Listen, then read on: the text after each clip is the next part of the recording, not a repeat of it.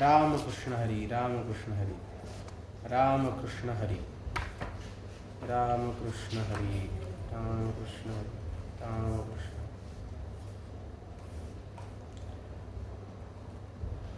ओम श्री परमात्मने नमः. ओम श्री सद्गुरुवे नमः. ओम नमो भगवते वासुदेवाय.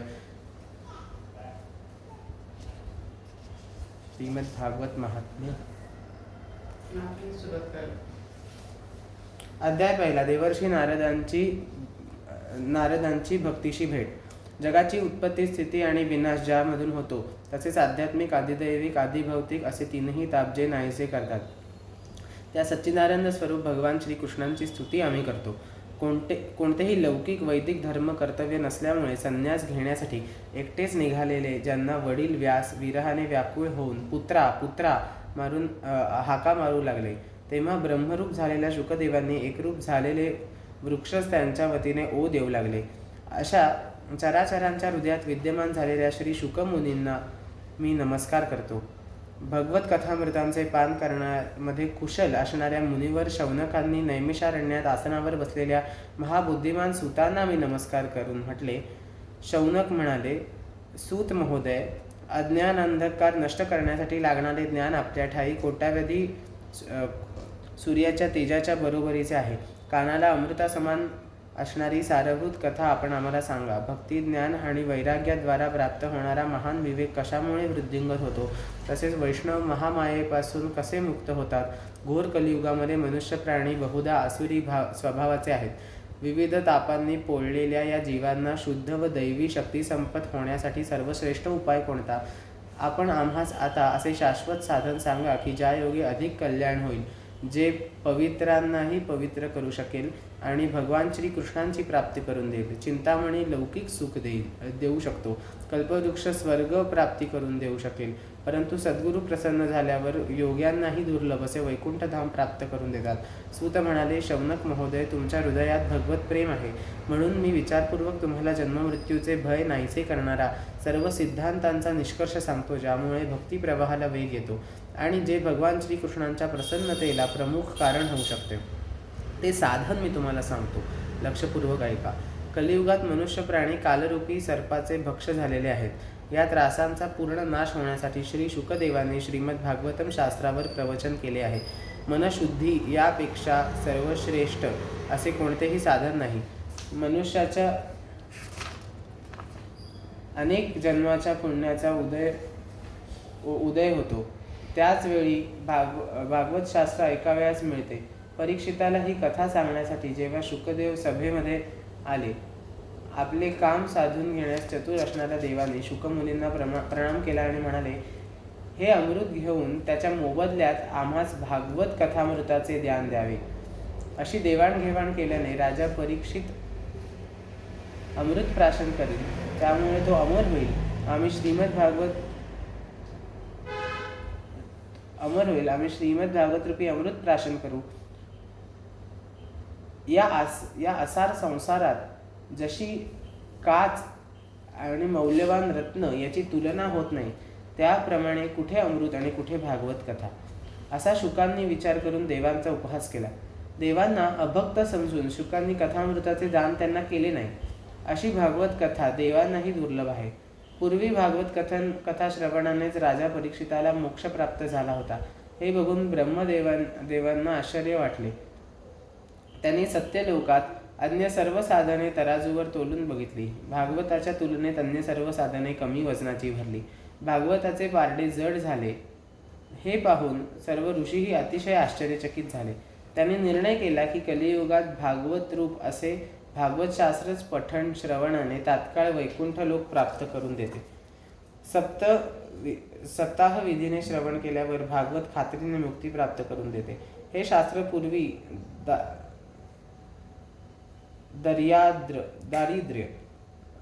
दयार्द्र अंत करण्याच्या सनकादिकांनी देवर्षी नारदांना कथन केले. जरी हे शास्त्र देवर्षीने प्रथम ब्रह्मदेवांकडून श्रवण केले होते, तरी त्याचा सप्ताह श्रवण विधी मात्र सनकादिकांनीच सांगितला होता. शौनकांनी विचारले, संसार पाशापासून मुक्त तसेच नित्य संचार करणाऱ्या नारदांनी सनकादिकांची भेट झाली आणि विधान ऐकण्याची गोडी त्यांना कशी झाली. सूत म्हणाले, श्री शुकदेवांनी मला त्यांच्या एकनिष्ठ शिष्य समजून जे भक्तिपूर्वक कथानक एकांतात मला सांगितले ते मी तुम्हाला सांगतो. एकदा बद्रीनारायण क्षेत्री 4ही निर्मल अंतःकरणाचे सनकादिक ऋषी सत्संगासाठी आले असता नारदांना त्यांनी पाहिले. सनकादिकांनी विचारले, ब्रह्मन, आपण उदास व चिंताक्रांत का दिसत आहात? इतक्या घाईने आपण कुठे जात आहात? आपण कोठून आलात? एखाद्याचे धन चोरीला गेल्यानंतर तो असा व्याकुळ झालेला दिसतो, तसे आपण दिसत आहात. याचं कारण काय? आपल्यासारख्या आसक्तीरहित पुरुषाला हे शोभणारे नाही. तरी कारण सांगा. नारद म्हणाले, पृथ्वी सर्वोत्तम आहे असे समजून मी तिथे आलो. पृथ्वीवरील पुष्कर, प्रयाग, काशी, गोदावरी, हरिद्वार, कुरुक्षेत्र, श्रीरंगम, रामेश्वर, सेतुबंध आदी अनेक तीर्थक्षेत्री मी संचार केला, परंतु मला कुठेही मनास शांती प्राप्त झाली नाही. अशा अधर्माला सहाय्य करणाऱ्या कलियुगाने सर्व पृथ्वी दूषित झाली आहे. आता सत्य, तप, पावित्र्य, दया, दान राहिले नाही. मनुष्य प्राणी केवळ उपजीविकेत व्यग्र आहे. असे असत्य भाषण करणारे आळशी व मंदबुद्धी भाग्यहीन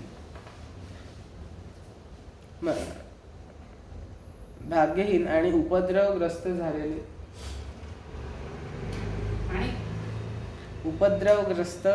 झालेले आहेत. संत म्हणणारे दांभिक आहोत. वरकरणी विरक्ती दिसणारे संचय करीत आहोत. घराघरात स्त्रियांची सत्ता चालते. पत्नीचा भाऊ सल्लागार झाला आहे. लोक धनलोभाने कन्या विक्रय करू लागले आहेत. नवरा बायकोमध्ये कलह होत आहे. महात्मा पुरुषांचे आश्रय, तीर्थक्षेत्रे, नद्या इत्यादींवर परधर्मीयांचा अधिकार आहे. तेथे दुष्टांनी बरीचशी देवालये नष्ट केली आहेत.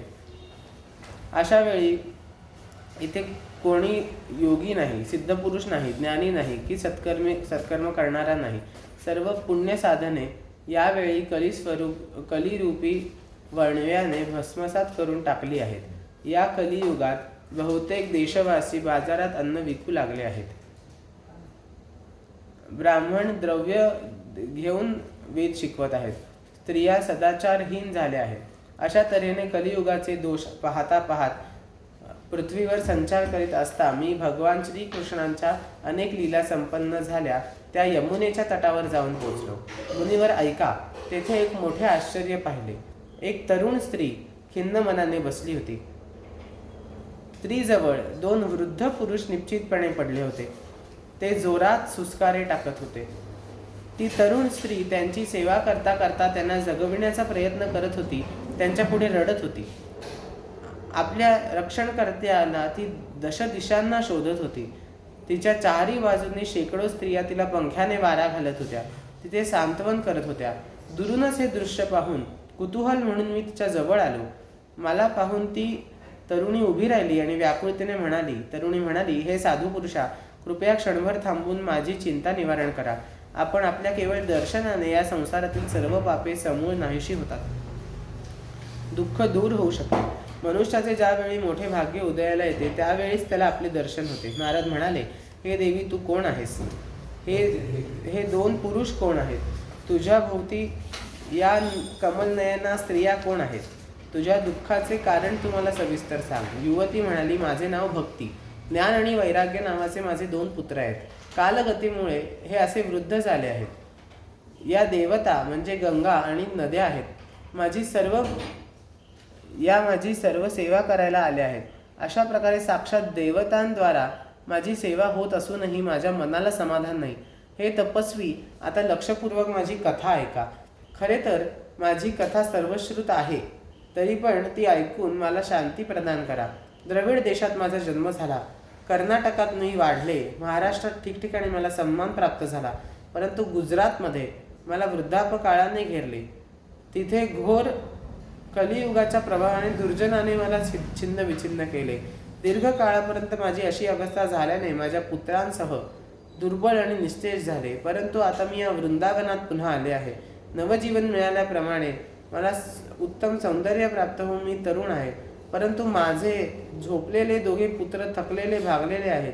ते हे स्थान सोडून मी दुसरीकडे जाऊ इच्छिते. माझे वृद्ध पुत्र झालेले बघून मी त्या दुःखाने दुःखी झाले.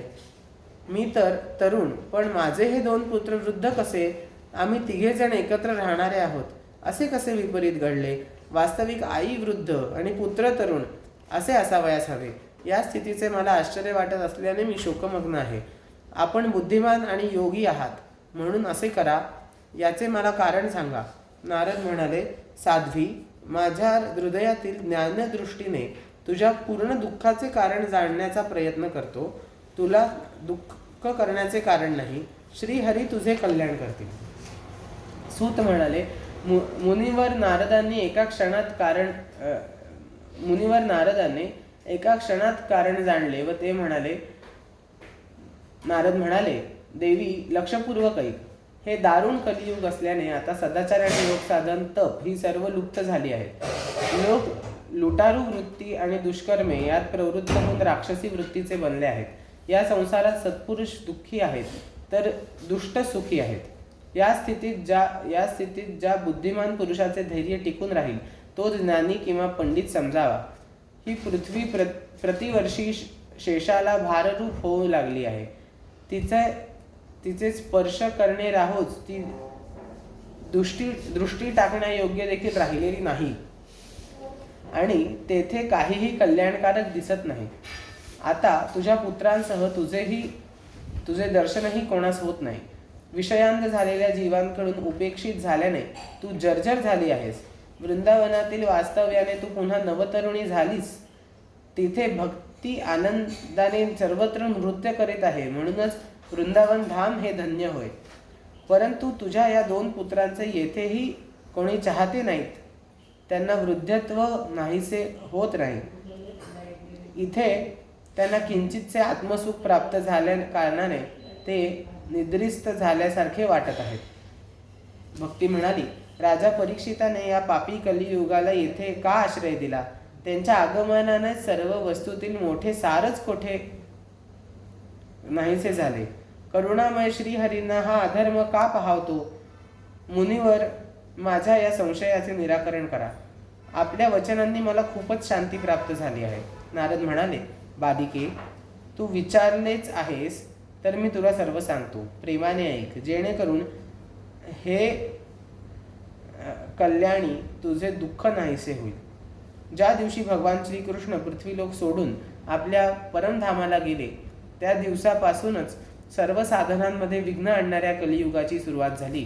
दिग्विजयाच्या वेळी अत्यंत दीन आणि शरण आलेल्या कलियुगाकडे परीक्षिताची दृष्टी गेली तेव्हा भ्रमरासारखा सारग्राही बुद्धीच्या राजाने असा निश्चय केला की मी याचा वध करता कामा नये. कारण जे फळ तपस्या, योग साधना आणि समाधीपासूनही मिळत नाही ते फळ कलियुगात फक्त श्री हरिकीर्तनाने चांगल्या प्रकारे प्राप्त होते. अशा प्रकारे साररहित असूनही एका प्रकारे उपयुक्त असे जाणून परीक्षिताने कलियुगात जन्म घेणाऱ्या मनुष्य मात्रांच्या सुखासाठी त्याला राहू दिले. यावेळी लोक निंद्य कर्मात प्रवृत्त झाले असल्यामुळे सर्व वस्तूंमधील रस नाहीसा झाला असून सर्व पदार्थ बी नसलेल्या भुशासारखे आहेत. ब्राह्मण केवळ धनधान्याच्या लोभाने घरोघरी प्रत्येकाकडे जाऊन भागवत कथा करू लागले आहेत. त्यामुळे कथेचे सार निघून गेले आहे. तीर्थक्षेत्रातही अनेक प्रकारची घोर कर्मे करणारे नास्तिक तसेच नरकात जाण्यायोगे पुरुष वाढू लागल्याने तीर्थक्षेत्राचा प्रभाव नाहीसा झाला आहे. त्यांचे चित्त नेहमी काम, क्रोध, लोभ, अभिलाषा यांनी व्याकुळ असते. ते सुद्धा तप करू लागल्यामुळे तपाचे सार निघून गेले आहे. मनावर नियंत्रण न राहिल्या कारणाने तसेच लोभ, दंभ, नास्तिकतेचा आश्रय घेतल्याने, शास्त्राभ्यास न करण्याने ध्यानयोगाचे फळही नाहीसे झाले आहे. विद्वानांची अशी स्थिती की ते पशूंप्रमाणे स्वस्त्रीशी संतती निर्मितीच्या हेतूने रममाण होतात. मुक्ती मिळवण्याच्या साधनांकडे दुर्लक्ष करतात. संप्रदायानुसार प्राप्त झालेली विष्णू भक्ती कुठे दिसत नाही. अशा प्रकारे सगळीकडे सर्व वस्तूंचे सार सर्वस्वच नाहीसे झाले आहे. तर हा तर कलियुगाचा प्रभाव आहे, तेव्हा याचा दोष अन्य कोणाला देणार? याच कारणाने पुंडलिकाक्ष भगवान अगदी जवळ असूनही सर्व सहन करत आहोत. सूत म्हणाले, शौनका, देवर्षी नारदांचे असे वचन ऐकून भक्तीला मोठे आश्चर्य वाटले. त्यावरती पुन्हा काय म्हटली ते ऐक. भक्ती म्हणाली, देवर्षी आपण धन्य आहात. माझ्या सद्भाग्यानेच माझी आपल्याशी भेट झाली. या संसारात साधूंच्या दर्शनानेच सर्व सिद्धी प्राप्त होतात. आपण केवळ एक उपदेश केल्याने कयाधूचा पुत्र प्रल्हाद याने मायेवर विजय मिळवला होता. आपल्या कृपेनेच ध्रुवाने ध्रुवपदही प्राप्त केले होते. आपण सर्व मंगलाचे मंगल आणि साक्षात ब्रह्मदेवाचे पुत्र आहात. मी आपणास नमस्कार करते. पहिला अध्याय समाप्त.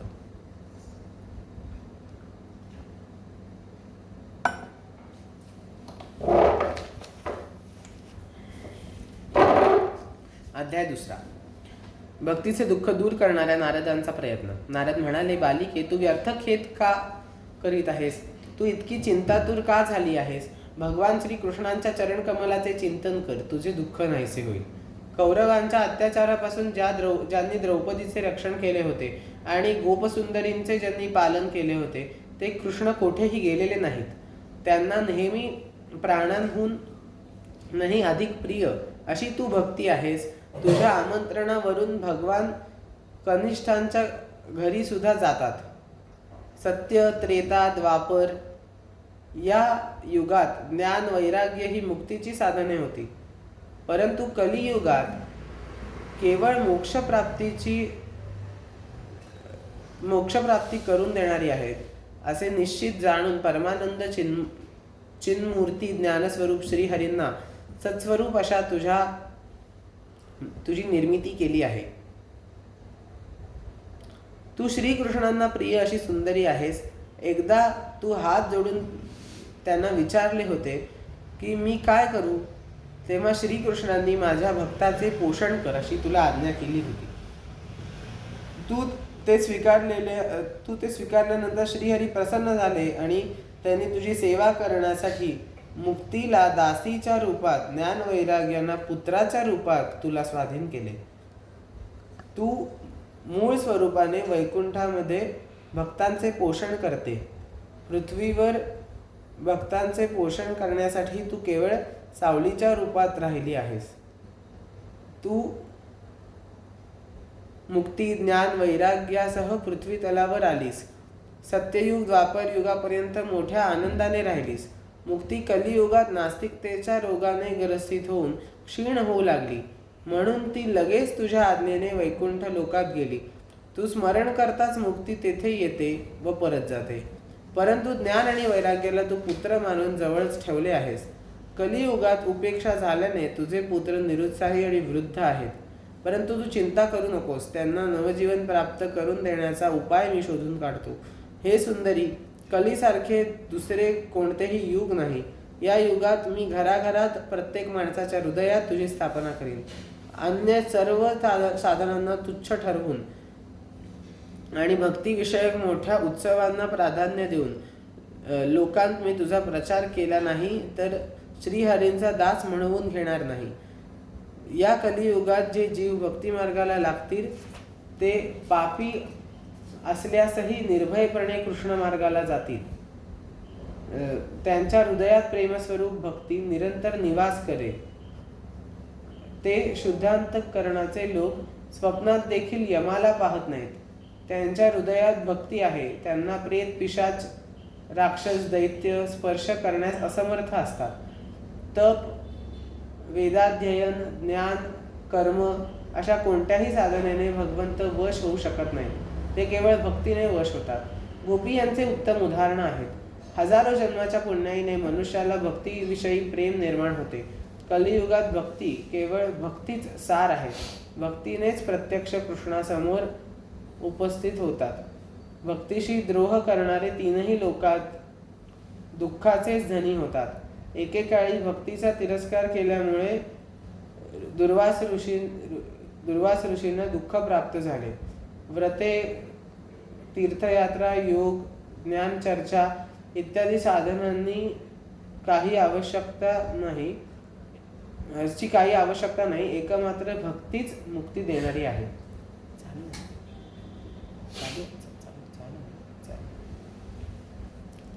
सूत म्हणाले, आपले महात्म्य निर्णायकरित्या नारदांच्या तोंडून ऐकल्यानंतर भक्ती सर्व अंगाने पुष्ट झाली. त्यांना म्हणाली, भक्ती म्हणाली, नारद मुनी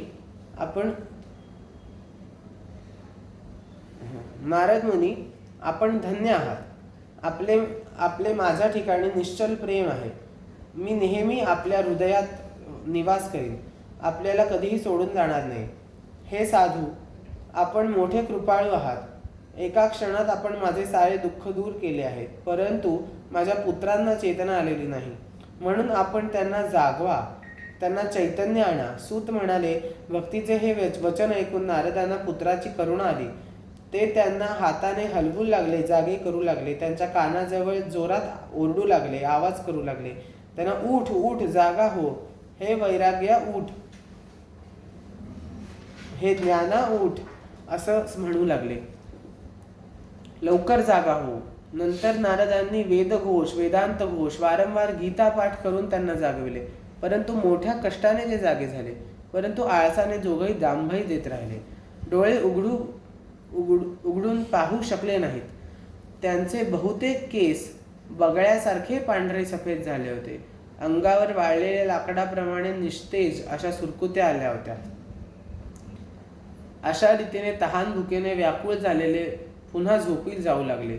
हे पाहून नारदांना मोठी चिंता लागून राहिली आणि ते विचार करू लागले की आता आपण असे काय करावे ज्यांनी यांची झोप त्यापेक्षाही अधिक यांची वृद्धावस्था दूर होईल. शौनका अशी काळजी करीत नारद भगवत चिंतन करू लागले. त्याच वेळी आकाशवाणी झाली, मुनिवर्य, खेद करू नका, तुमचे हे प्रयत्न निश्चित सफल होतील. देवर्षी, यासाठी तुम्ही एक सत्कर्म करा. ते कोणते? तुम्हाला संत शिरोमणी महात्मे सांगतील. त्या सत्कर्मांचे अनुष्ठान करण्याकरिता याची झोप आणि वृद्धावस्था नाहीशी होईल. याच्यासाठी सगळीकडे भक्तीचा प्रसार होईल. आकाशवाणी तेथील सर्वांनी स्पष्टपणे ऐकली. त्यामुळे नारदांना मोठे आश्चर्य वाटले. ते मनात म्हणू लागले, मला तर याचा आशयच कळला नाही. नारद म्हणाले, या आकाशवाणीने सुद्धा गुप्त रूपानेच गोष्ट सांगितली, ज्यामुळे कार्य तडीस जाईल. असे साधन सांगितलेच नाही. संत कोठे भेटतील, ते कोणते साधन सांगतील बरे?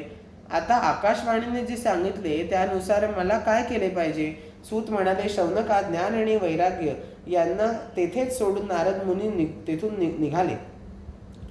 प्रत्येक तीर्थक्षेत्रात जाऊन वाटेत भेटणाऱ्या ऋषीवर्यांना साधन विचारू लागले. त्यांचे म्हणणे सर्वजण ऐकून घेत होते, परंतु उत्तर कोणीच देत नव्हते. कोणी सांगितले हे अशक्य आहे, कोणी म्हणाले योग्य उत्तर मिळणे दुरापास्त आहे. काही जण गप्प राहिले तर अन्य काही जण हसले.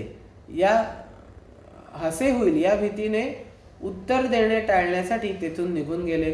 त्रैलोक्यात आश्चर्यकारी असा हाहाकार माजला.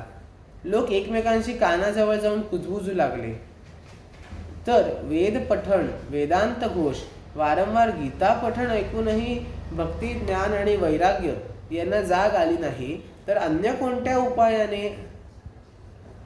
उपाय दिसत नाही. परमयोगी नारद मुनीही ज्यांचे ज्ञान नाही, अशा बाबतीत अन्य सामान्य लोक काय सांगू शकतील? अशा प्रकारे ज्या ज्या ऋषीवर्यांना विचारले गेले त्यांनी असाच निर्णय दिला की ही गोष्ट असाध्य आहे. तेव्हा नारद चिंतातूर अवस्थेत बद्रिकावनात आले. ज्ञान आणि वैराग्य यांना जाग आणण्यासाठी मी येथे तप करीन असा त्यांनी निश्चय केला. त्यावेळी नारदांना समोर कोट्यावधी सूर्यांसारखे अत्यंत तेजस्वी सनकाधिक मुनी दिसले. मुनिश्रेष्ठ नारद म्हणाले, माझ्या महद्भाग्यानेच आपली आणि माझी यावेळी भेट झाली. कुमारांनो, कृपा करून मला ते साधन तातडीने सांगावे. आपण सर्वजण महान योगी, बुद्धमान, बहुश्रुत. आपण 5-5 वर्षाचे बालक दिसत असलात तरी आपण पूर्वजन्मांचेही पूर्वज आहात. असे नेहमी वैकुंठात राहता, सदैव हरिकीर्तनामध्ये तत्पर असता, भगवंतांच्या लीलामृताचे पालन करीत त्यातच तल्लीन होता. भगवत कथा हाच आपल्या जीवनाचा एकमेव आधार आहे. श्री हरिही शरणम हाच मंत्र आपल्या मुखात नेहमी असतो.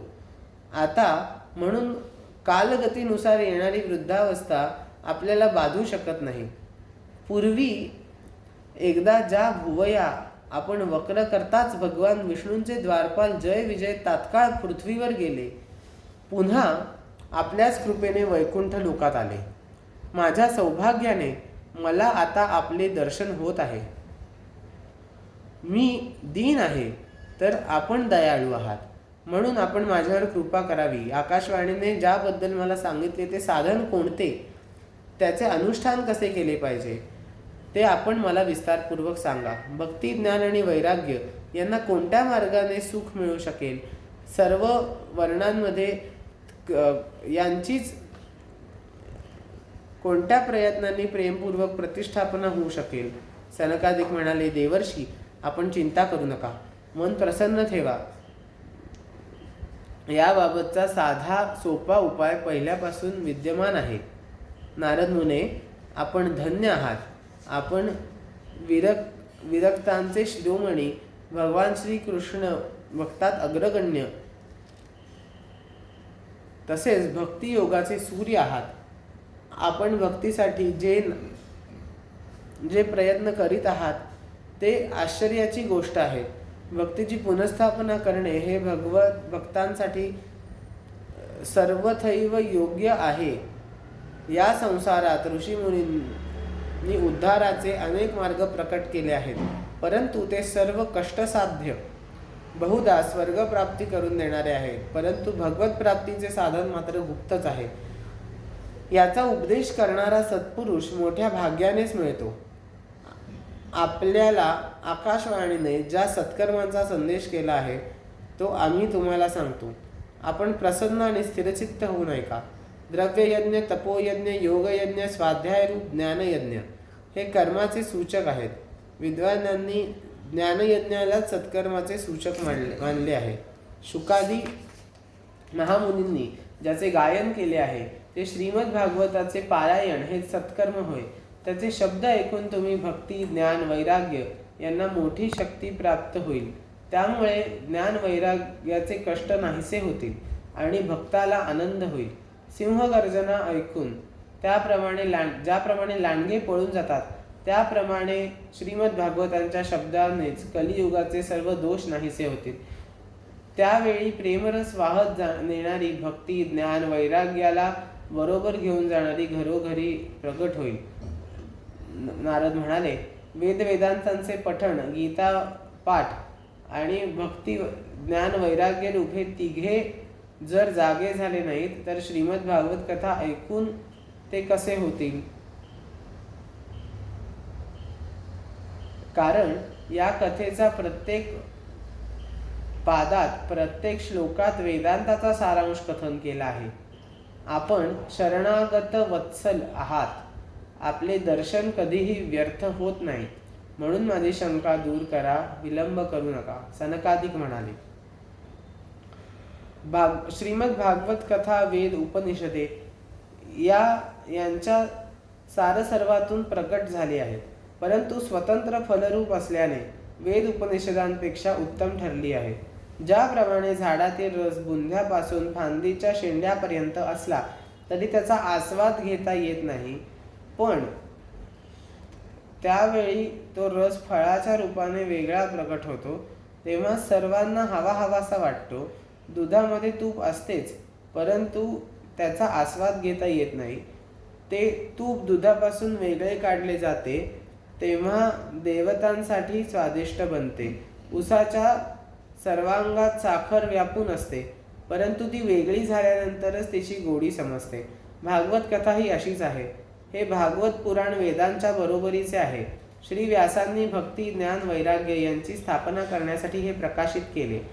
वेद आणि वेदांतात पारंगत आणि गीतेची रचना करणारे भगवान वेदव्यास हे पूर्वी एकदा खिन्न होऊन अज्ञानांधकारात चाचपडत होते. तेव्हा आपणच त्यांना 4 श्लोकांमध्ये याच भागवताचा उद्देश केला. तो ऐकून त्यांची खिन्नता तात्काळ नाहीशी झाली.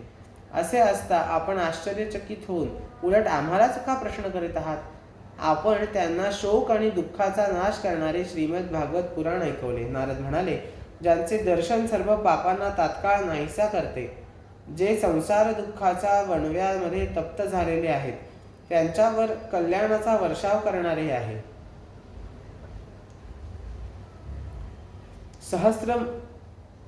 सहस्त्रमुखशेष गात असलेल्या श्रीमद भागवतामृताचे नेहमी पान करीत असता प्रेम लक्षणा भक्ती उजेडात आणण्याच्या हेतूने मी आपणास शरण आलो आहे.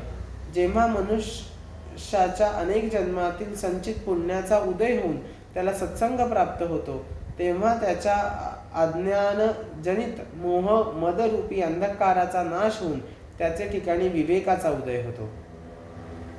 अध्याय 3. भक्तीच्या कष्टांची निवृत्ती. नारद म्हणाले, भक्ती ज्ञान वैराग्य यांची प्रतिष्ठापना करण्यासाठी शुकदेवांनी सांगितलेल्या भागवत शास्त्रांच्या कथांद्वारा मी उज्ज्वल यांची प्रतिष्ठापना करण्यासाठी श्री शुकदेवांनी ज्ञानयज्ञ करीत आहे. हा यज्ञ कोठे केला पाहिजे ते ठिकाण मला आपण सांगा. आपण वेद जाणणारे आहात, तेव्हा शुकांनी सांगितलेल्या शास्त्रांचा महिमा आपण मला सांगा. श्रीमद भागवताची कथा किती दिवस सांगितली पाहिजे व ती कथन करण्याचा विधी आपण मला सांगा. सनकादिक म्हणाले, नारद मुनी, आपण मोठे विनम्र आणि विवेकी आहात. आम्ही आपणास सविस्तर सांगतो, ऐका. हरिद्वार जवळ आनंद नावाचा एक घाट आहे. तिथे अनेक ऋषी वास्तव्य करून आहेत. तसेच देवता सिद्ध पुरुषही त्या स्थानाचा लाभ घेतात. नाना प्रकारचे वृक्ष आणि वेली यांनी ते स्थान व्याप्त असून कोमल रसरशीत वाळू तिथे पसरली आहे. हा घाट एकांतमय असून अत्यंत रमणीय आहे. तेथे नेहमी सोनेरी कमळांचा अत्यंत सुगंध दरवळत असतो. त्याच्या जवळ राहणारे परस्पर वैरभाव असणारे प्राणीही एकमेकांची वैर करत नाहीत. आपण त्या ठिकाणी हा ज्ञानयज्ञ करावा. तेथे विशेष काही प्रयत्न न करताही कथेमध्ये अपूर्व रस उदित होईल. आपल्याला दृष्टीसमोर दुर्बल आणि वृद्धावस्थेत पडलेल्या ज्ञान आणि वैराग्याला बरोबर घेऊन भक्ती कथास्थानी येईल. तेथे श्रीमद भागवत कथा चालू असते. तेथे भक्ती इत्यादी स्वतःहून येते. हे कथेचे शब्द कानी पडताच या तिघांना तारुण्य प्राप्त होईल. सूत म्हणाले, असे म्हणून सनकादिक नारदांबरोबर श्रीमद भागवत कथामृत ऐकण्यासाठी तेथून ताबडतोब गंगातटी आले. सर्वजण गंगातटी पोहोचले. त्याच वेळी भूलोक, देवलोक, ब्रह्मलोक अशा सगळीकडे तेथे जाण्यासाठी धांदल उडाली. भागवत कथामृत पाहण्यासाठी जे रसिक विष्णू भक्त होते ते धावत आधी आले. भृगु, वशिष्ठ, चवन, गौतम, मेधातिथी, धवल, देवरात, परशुराम, विश्वामित्र, शाकल, मार्कंडेय, दत्तात्रेय, पिप्पलाद, योगेश्वर, व्यास, पाराशर, छायाशुक, जाज्जली आणि जखनू असे प्रमुख मुनिगण आपापले पुत्र, शिष्य, पत्नींसोबत प्रेमभरात तिथे आले. त्यांच्याखेरीज वेद, उपनिषदे, मंत्र, तंत्र, 17 पुराणे, 6 शास्त्रे तेथे मूर्तिरूप धारण करून आले. गंगा आदी नद्या, पुष्कर आदी सरोवरे, सर्व तीर्थक्षेत्रे, सर्व दिशा, दंडकारण्य आदी अरण्ये, हिमालय आदी पर्वत, सर्व देव, गंधर्व, दानव आणि सर्व कथा ऐकण्यासाठी तिथे स्वतः श्रेष्ठ समजणारे जे आपणाहून आले नाहीत ते महर्षी भृगूंनी समजूत घालून त्यांना आणले. त्यावेळी कृष्णभक्त सनकादी आणि नारदांनी दिलेल्या उच्च आसनावर कथाकार बसून त्यांना कथा ऐकविण्यासाठी बसले. त्यावेळी सर्व श्रोत्यांनी त्यांना नमस्कार केला. श्रोत्यांमध्ये वैष्णव, विरक्त संन्यासी आणि ब्रह्मचारी पुढे येऊन बसले. तर नारद मुनी या सर्वांच्या पुढे बसले. एका बाजूला ऋषीगण, एकीकडे देवता, एकीकडे वेद उपनिषद, एकीकडे दुसरीकडे स्त्रिया बसल्या. त्यावेळी सगळीकडे जय जयकार, नमस्कार आणि शंखांचे आवाज होऊ लागले. तसेच बुक्का, गुलाल, फुले इत्यादींची उधळण होऊ लागली. काही काही प्रमुख देवता विमानात बसून सभेत बसलेल्या लोकांवर कल्पवृक्षासारख्या फुलांची उधळण करत होते. अशा प्रकारे जेव्हा सर्वजण एकाग्रचित्त झाले तेव्हा सनकादिक ऋषी आणि मुनीवर नारदांना श्रीमद भागवतांचे महात्म्य स्पष्ट करून सांगू लागले. सनकादिक म्हणाले, आता आम्ही आपल्या शुकशास्त्राच्या भागवत शास्त्राचा महिमा सांगतो. त्याचा केवळ श्रवणाने मुक्ती हाती लागते. श्रीमद भागवताच्या कथेचे नित्य सेवन करावे. या कथेच्या श्रवणाने श्रीहरी हृदयात विराजमान होतो. या ग्रंथाचे 18,000 श्लोक आणि 12 स्कंध आहेत. श्री शुकदेव आणि राजा परीक्षित यांचा संवाद आहे. हे आपण भागवत शास्त्रात लक्षपूर्वक ऐका. जोपर्यंत एक क्षणभर का होईना आपण शुकशास्त्राची कथा कानी पडत नाही तोपर्यंत अज्ञानी जीव संसार चक्रात भटकत राहतो. इतर अनेक शास्त्र पुराणे ऐकून काय लाभ होणार? त्यामुळे तर भ्रम उत्पन्न होतो. मुक्ती देण्यासाठी केवळ भागवत शास्त्र पुरेसे आहे. ज्या घरात नित्य भागवताची कथा होते ते घर तीर्थक्षेत्र होऊन जाते. जे लोक अशा घरात राहतात त्यांची सारे पापे नष्ट होऊन जातात. हजारो अश्वमेध यज्ञ, शेकडो वाजपेय यज्ञ शुकशास्त्राच्या 16व्या भागाचीही बरोबरी करू शकत नाहीत. ते तपोधन हो. जोपर्यंत मनुष्य मात्र श्रीमद भागवताचे अवधानपूर्वक श्रवण करत नाही तोपर्यंत त्यांच्या शरीरामध्ये पापांनी ठाण मांडलेली असते. फळाच्या दृष्टीने पाहिले तर गंगा, गया, काशी, पुष्कर, प्रयाग ही तीर्थे ही शुकशास्त्राची बरोबरी करू शकत नाही.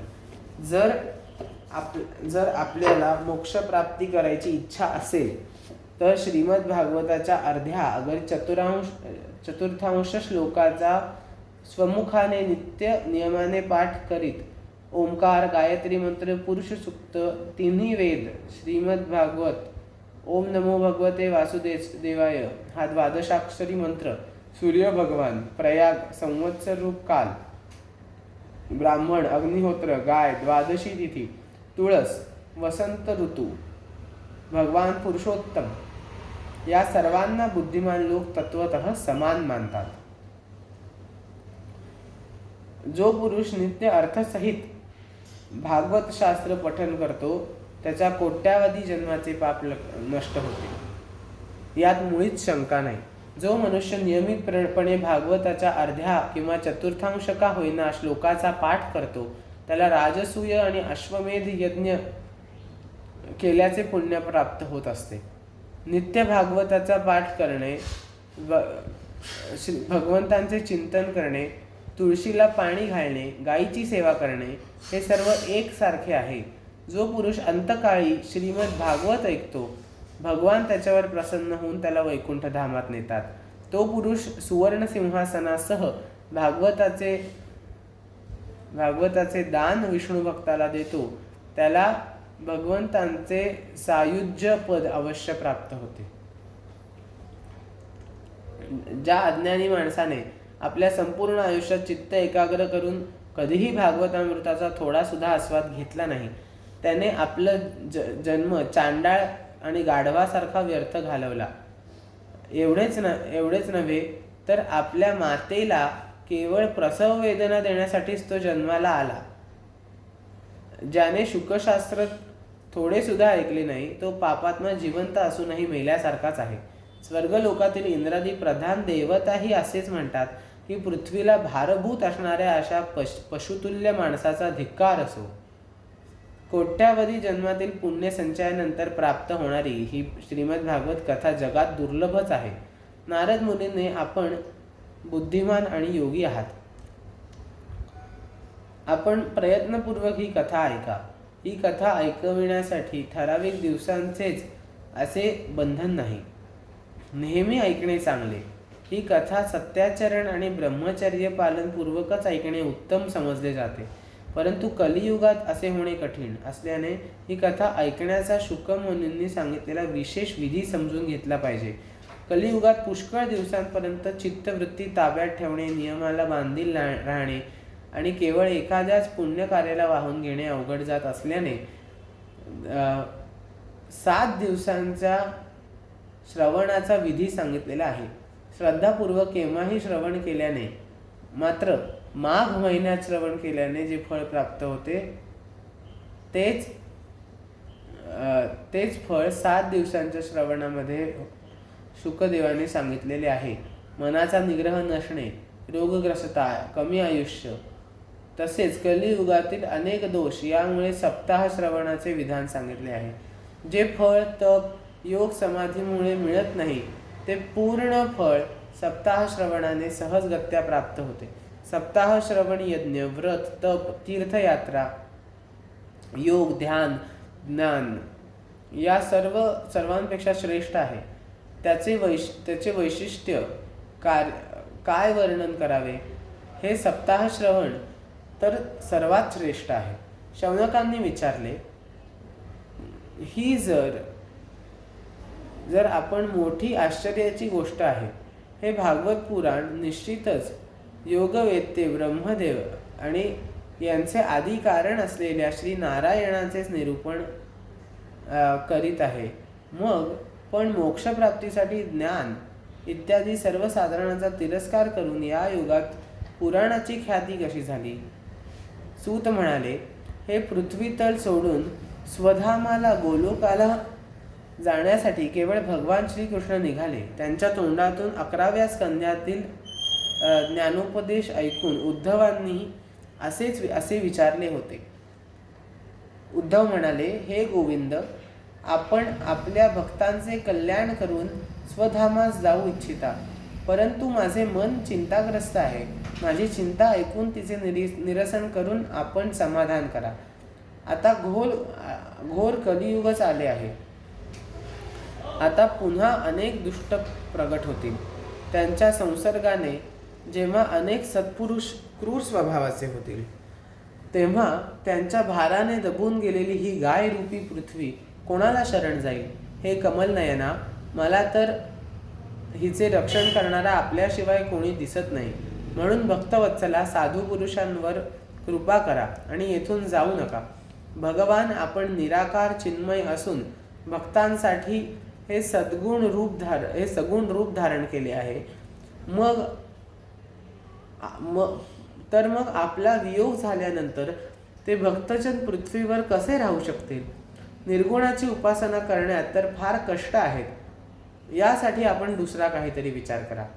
प्रभास क्षेत्रामध्ये उद्धवाचे हे वचन ऐकून भगवंत विचार करू लागले.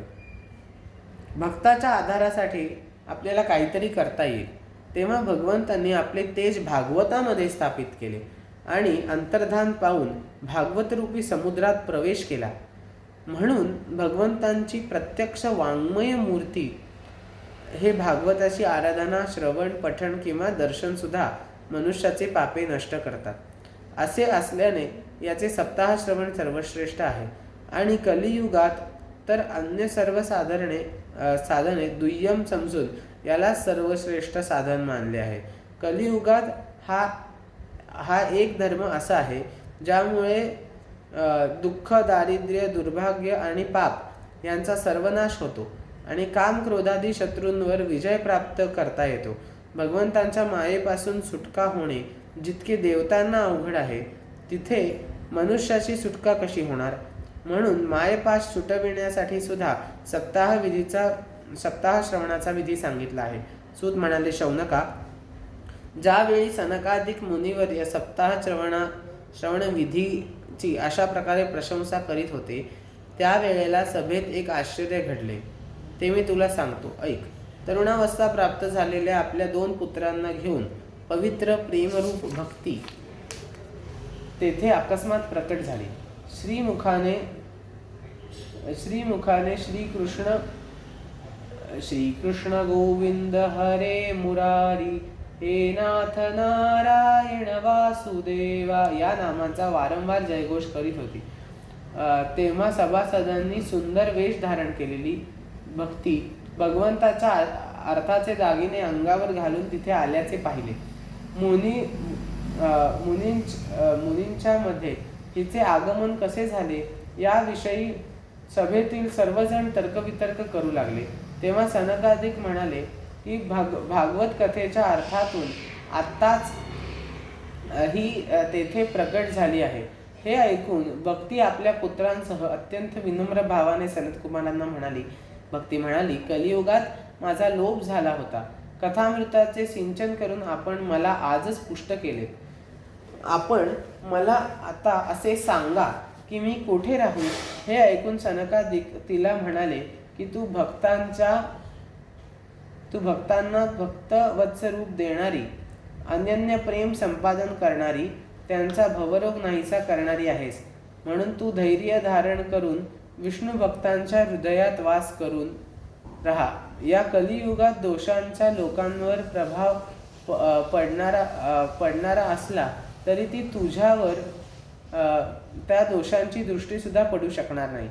अशा प्रकारे आज्ञा होताच भक्ती ताबडतोब भक्तांच्या हृदयात विराजमान झाली. त्यांच्या हृदयात केवळ हरिभक्तीचा निवास आहे.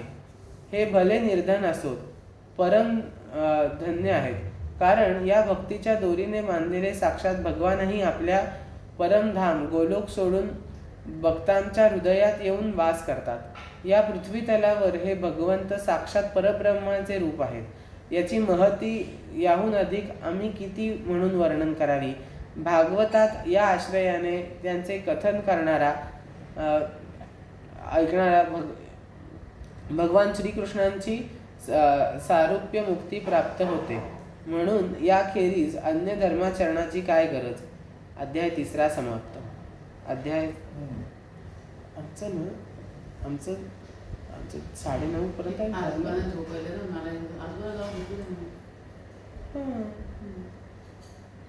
ठीक आहे. आपलं झालं पाहिजे.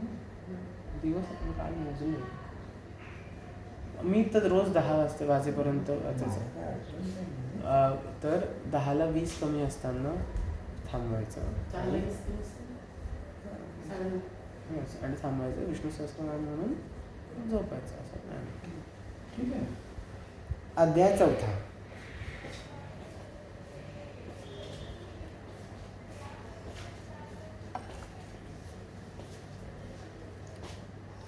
गोकर्ण उपाख्यान प्रारंभ.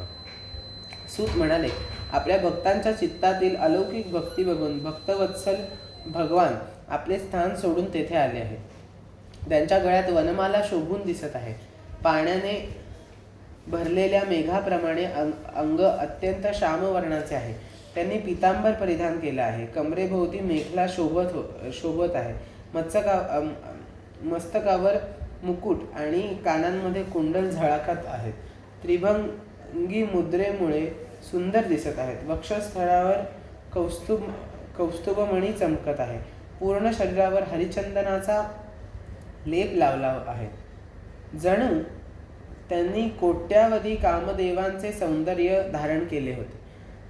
ते सर्व परमानंदांची चैतन्यमय मूस होते. असे मनमोहक मुरलीधर आपल्या भक्तांच्या निर्मळ हृदयात प्रविष्ट झाले होते. वैकुंठात वास्तव्य करणारे उद्धवादी भक्त गुप्त रूपाने कथा ऐकण्यासाठी आले होते. तेव्हा जयघोष होऊ लागला. भक्तिसाराचा अद्भुत प्रवाह वाहू लागला. गुलाल, बुक्का, फुलांचा वर्षाव, शंखनादही होऊ लागला.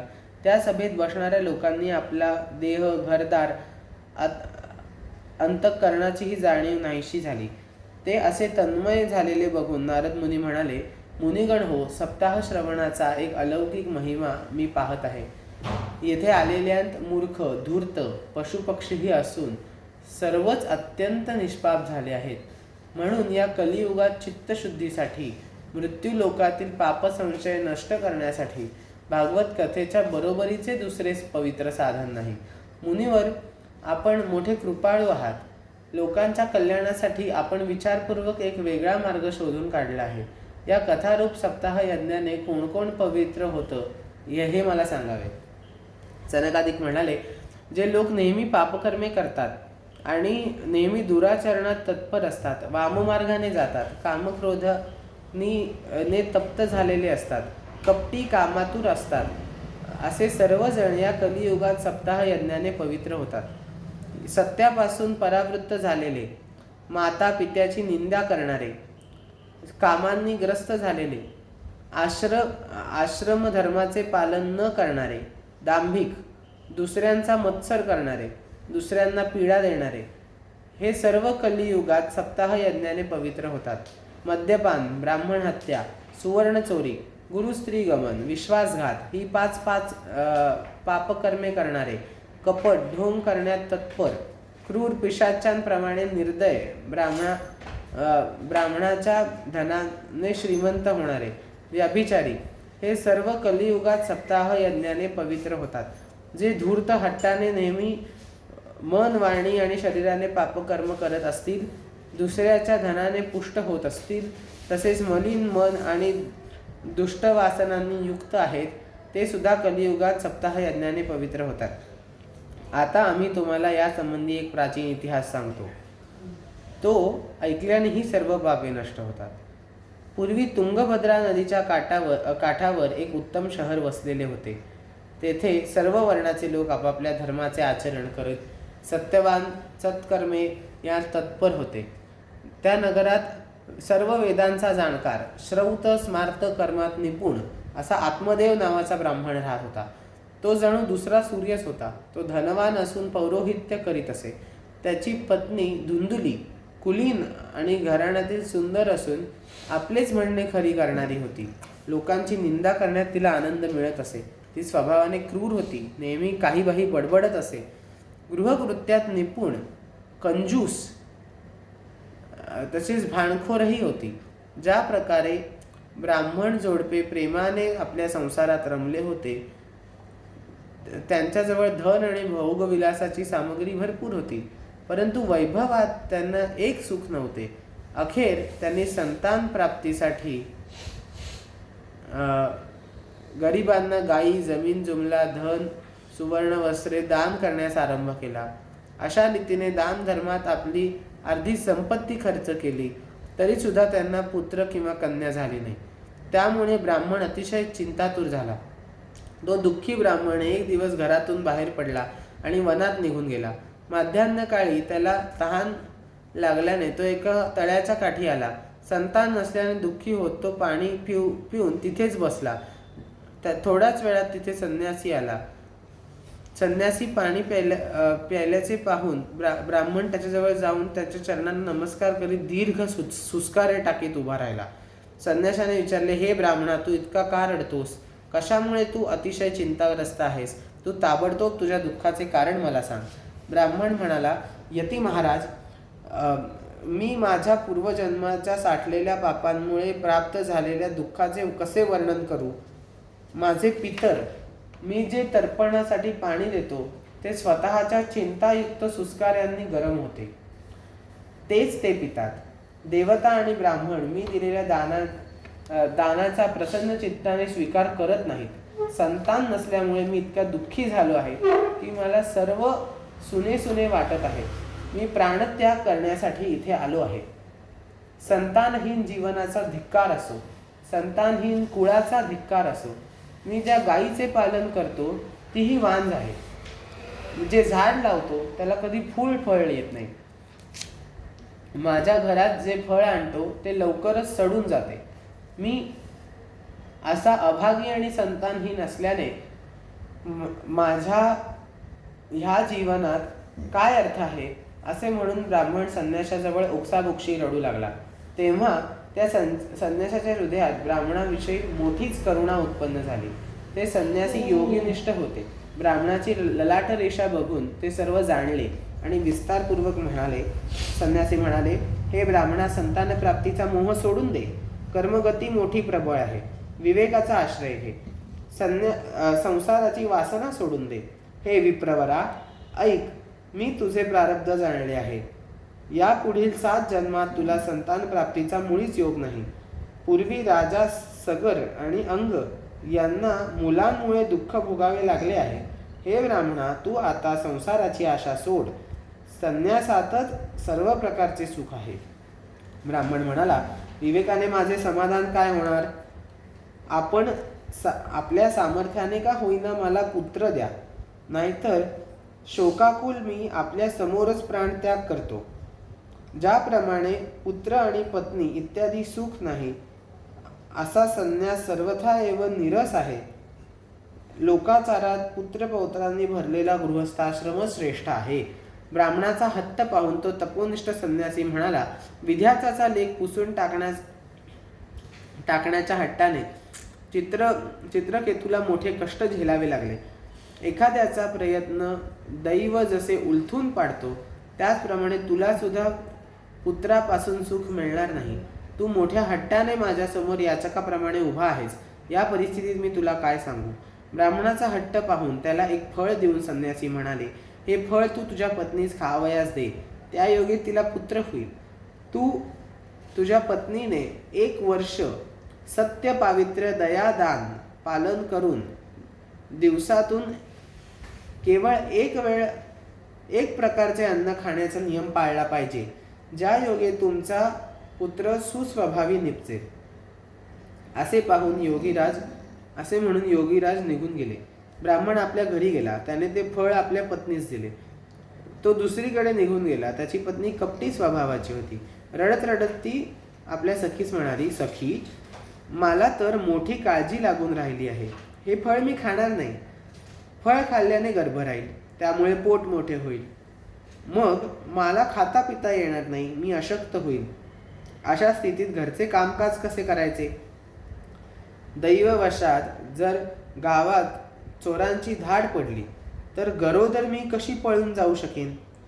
तसेच शुकदेवाप्रमाणे गर्भ पोटातच अधिक काळ राहिला तर त्याला बाहेर कसे काढता येईल?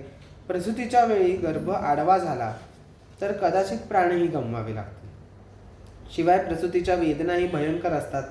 मी अशी नाजूक स्त्री हे सर्व सहन कशी करू शकेन? मी अशक्त झाले तर माझी नणंद येऊन या घरातली सर्व सामान घेऊन जाईल. शिवाय सत्य, पावित्र्य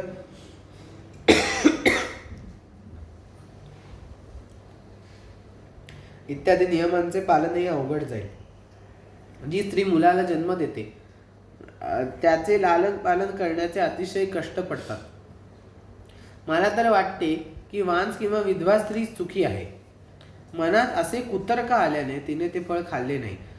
पतीने जेव्हा विचारलं की फळ खाल्लं का, तेव्हा तिने उत्तर दिलं, होय खाल्लं. एक दिवस तिची बहीण तिच्याकडे सहज आली आणि तिने बहिणीला सगळा वृत्तांत सांगून म्हटले, माझ्या मनात त्याविषयी मोठी काळजी लागली आहे. त्याच वेळी मी दिवसेंदिवस अशक्त होत चालली आहे. हे भगिनी, मी काय करू? मी गर्भवती आहे. प्रसूत झाल्यानंतर मी मूल तुला देईन. तोपर्यंत तू गर्भवती असल्याचे सोंग करून गुप्तपणे घरात सुखाने राहा. तू माझ्या पतीला काही धन दिलेस तर तो तुला माझे मूल देईल. अशी आपण युक्ती करू. सर्व लोक म्हणतील की हिचे बालक 6 महिने होऊन मरून गेले. मी दररोज तुझ्या घरी येऊन त्या बालकाचे लालन पालन करीन. आता तू या फळाची परीक्षा पाहण्यासाठी ते फळ गाईला खाऊ घाल. ब्राह्मणीने स्त्री स्वभावानुसार बहिणीने सांगितले तसे केले. त्यानंतर योग्य वेळी स्त्रीला पुत्र झाल्यानंतर त्याच्या वडिलांनी गुपचूप तो मुलगा धुंदुलीला आणून दिला. तिने पतीला सांगितले की मला सुखरूपपणे पुत्र झाला. अशा प्रकारे आत्मदेवाला पुत्र झाल्याचे ऐकून सर्वांना आनंद झाला. ब्राह्मणाने त्या मुलाचा जातकर्म संस्कार करून ब्राह्मणांना दाने दिली. त्यांच्या घरासमोर मंगलवाद्ये वाजू लागली. असे मंगलकृत्य होऊ लागले. धुंदुली आपल्या पतीला म्हणाली, माझ्या स्तनातून दूध येत नाहीये, तर गाय वगैरे प्राण्यांच्या दुधाने बालकाचे पोषण मी कसे करू?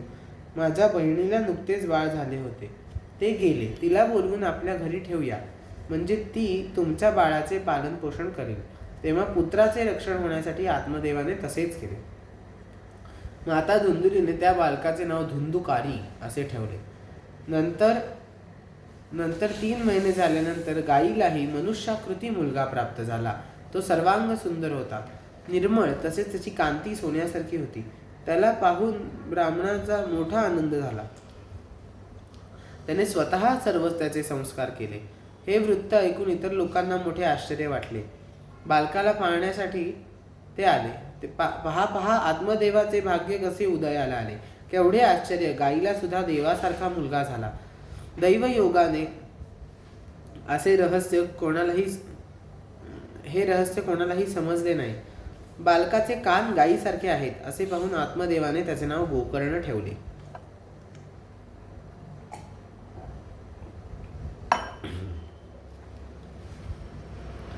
काही काळानंतर दोन्ही बालकांनी तारुण्यात पदार्पण केले. त्यातील गोकर्ण मोठा पंडित ज्ञानी झाला, परंतु धुंदेकारी मोठा दुष्ट झाला. स्नान वगैरे तो अजिबात करीत नसे. भक्षण करीत असे. क्रोधाच्या आहारी गेला तर वाईट वस्तूंचा संग्रह तो करीत असे. प्रेताच्या हाताने स्पर्श केलेला अन्न तो खात असे. चोरी करणे, सर्वांचा द्वेष करणे, दुसऱ्यांच्या घरांना आग लावणे हा त्याचा स्वभाव होता. लहान मुलांच्या खेळण्यासाठी म्हणून कडेवर घेई आणि त्यांना विहिरीत टाकून देई. हत्या करणे, हातात शस्त्र घेऊन आंधळे, दीन दुबळे यांना मारून टाकणे असे त्याचे काम होते. चांडाळांविषयी त्याला विशेष प्रेम होते. हातात फास घेऊन कुत्र्यांबरोबर घेऊन तो कुत्र्यांची शिकार करण्याकरता भटकत असे. वेश्यांच्या जाळ्यात अडकून त्यांनी आपल्या वडिलांची सर्व संपत्ती उधळून टाकली. एक दिवस माता पित्यांना बुडवून घरातील सगळी भांडी कुंडी तो घेऊन गेला. अशा प्रकारे सर्व संपत्ती नष्ट झालेली बघून बिचारा बाप ओक्साबोक्षी रडत राहिला. वांझपणा परवडला, पण कुपुत्र हा अत्यंत दुःख देणारा ठरतो. आता मी कोठे राहू, कोठे जाऊ, माझे दुःख कोण नाहीसे करेल. माझ्यावर तर मोठे संकट आले. या दुःखामुळे मी आता जीव देतो. त्याच वेळी ज्ञानी गोकर्ण तिथे आला.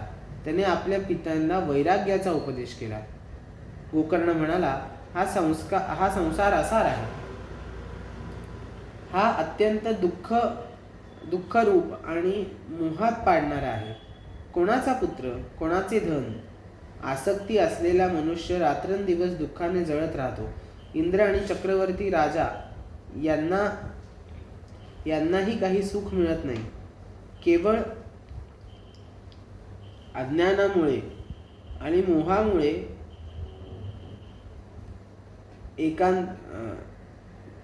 एकांतात जीवन कंठणारे मुनीच सुखी राहतात. माझा हा पुत्र आहे. या अज्ञानाचा त्याग करा. मोहामुळे नरक प्राप्ती होते.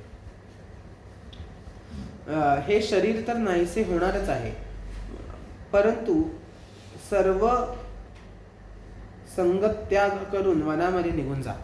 गोकर्णाचे म्हणणे ऐकून आत्मदेव वनात जाण्यासाठी तयार झाला.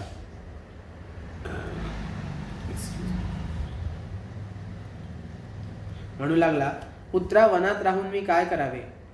मला तू सविस्तर सांग. मी खरोखर मूर्ख आहे. पूर्वकर्माने स्नेह पाशात बांधला जाऊन मी पांगळ्याप्रमाणे घर रूपी अंधाऱ्या विहिरीत पडून राहिलो. हे दयाळू, यातून माझा उद्धार कर. गोकर्ण म्हणाला, माझे शरीर हाडे मांस रक्ताचे कोठार आहे. शरीर म्हणजे मी असे म्हणणे सोडून द्या. स्त्री पुरुष पुत्रांना सुद्धा आपले मानू नका. हा संसार क्षणभंगूर आहे असे नेहमी मानून केवळ वैराग्य रसात आनंद माना. भगवंतांची भक्ती करा. नेहमी धर्माचा आश्रय करून राहा. सर्व लौकिक व्यवहाराचा त्याग करा. साधू संतांची सेवा करा. भोग लालसेच्या जवळही जाऊ नका. दुसऱ्यांच्या गुणदोषांचा विचार करणे तात्काळ सोडून द्या. असे भगवत सेवा आणि भगवंतांच्या कथांचा नित्य आनंद लुटा. याप्रमाणे पुत्राच्या उपदेशाने आत्मदेवाने घर सोडले. तो वनात निघून गेला. त्याचे 60 वर्षाचे वय झाले होते, तरी बुद्धी स्थिर होती. रात्रंदिवस भगवंतांची पूजा अर्चा नियमितपणे भागवताच्या दशमस्कंदाचे वाचन करून त्याने भगवान श्रीकृष्णाची प्राप्त करून घेतली. अध्याय 4 समाप्त. धुंदुक अध्याय 5. धुंदुकारीचा प्रेतयोनी जन्म आणि त्यातून उद्धार. सूत म्हणाले, शौनका, मृत्यूनंतर एक दिवस धुंदुकारीने आपल्या आईस पुष्कळ मारले आणि विचारले, बोल धन कुठे ठेवले आहेस, नाहीतर तुला लाथांनी तोडवीन. मुलाच्या या धमकीला भिवून आणि त्याच्या उपद्रवाने दुःखी होऊन एक दिवस रात्री तिने विहिरीत उडी टाकली व ती मरण पावली. योगनिष्ठ गोकर्ण तीर्थयात्रेस निघून गेला. या घटनांचे सुख किंवा दुःख झाले नाही. त्याला ना कोणी मित्र होता ना कोणी शत्रू. धुंदुकारी 5 वेश्यांसह घरात राहू लागला. त्यांनी भोग सामग्री मिळवण्याच्या चिंतेने त्याची सद्बुद्धी नष्ट झाली. तो अत्यंत क्रूर कर्मे करू लागला. एक दिवस त्या वेश्यांनी त्याच्याकडे पुष्कळचे दागिने मागितले. कामांध झालेल्या त्याला मृत्यूचे विस्मरण झाले होते. दागिने मिळवण्यासाठी तो घराच्या बाहेर पडला. इकडून तिकडून चोरी चपाटी कडून त्याने तो घरी आला. त्यांना किमती वस्त्रे आणि पुष्कळ दागिने आणून दिले. चोरीचा पुष्कळ माल बघितल्यानंतर रात्रीच्या वेळी वेश्यांनी विचार केला, हा नेहमीच चोरी करतो. एखाद्या दिवशी राजा याला निश्चितपणे पकडेल. राजा निश्चितच धन जप्त करून याला मृत्यूदंडाची शिक्षा देईल. मग आपणच धनाचे रक्षण करण्याकरता गुप्त रूपाने याला का मारू नये? याला मारून मालमत्ता घेऊन आपण कुठेतरी निघून जाऊ. असा निश्चय करून त्यांनी झोपी गेलेल्या धुंदुकारीला दोरीने बांधले. गळ्याला दोरीचा फास लावून त्याला मारण्याचा प्रयत्न केला. तो लवकर मरेना हे पाहून त्यांना काळजी वाटू लागली.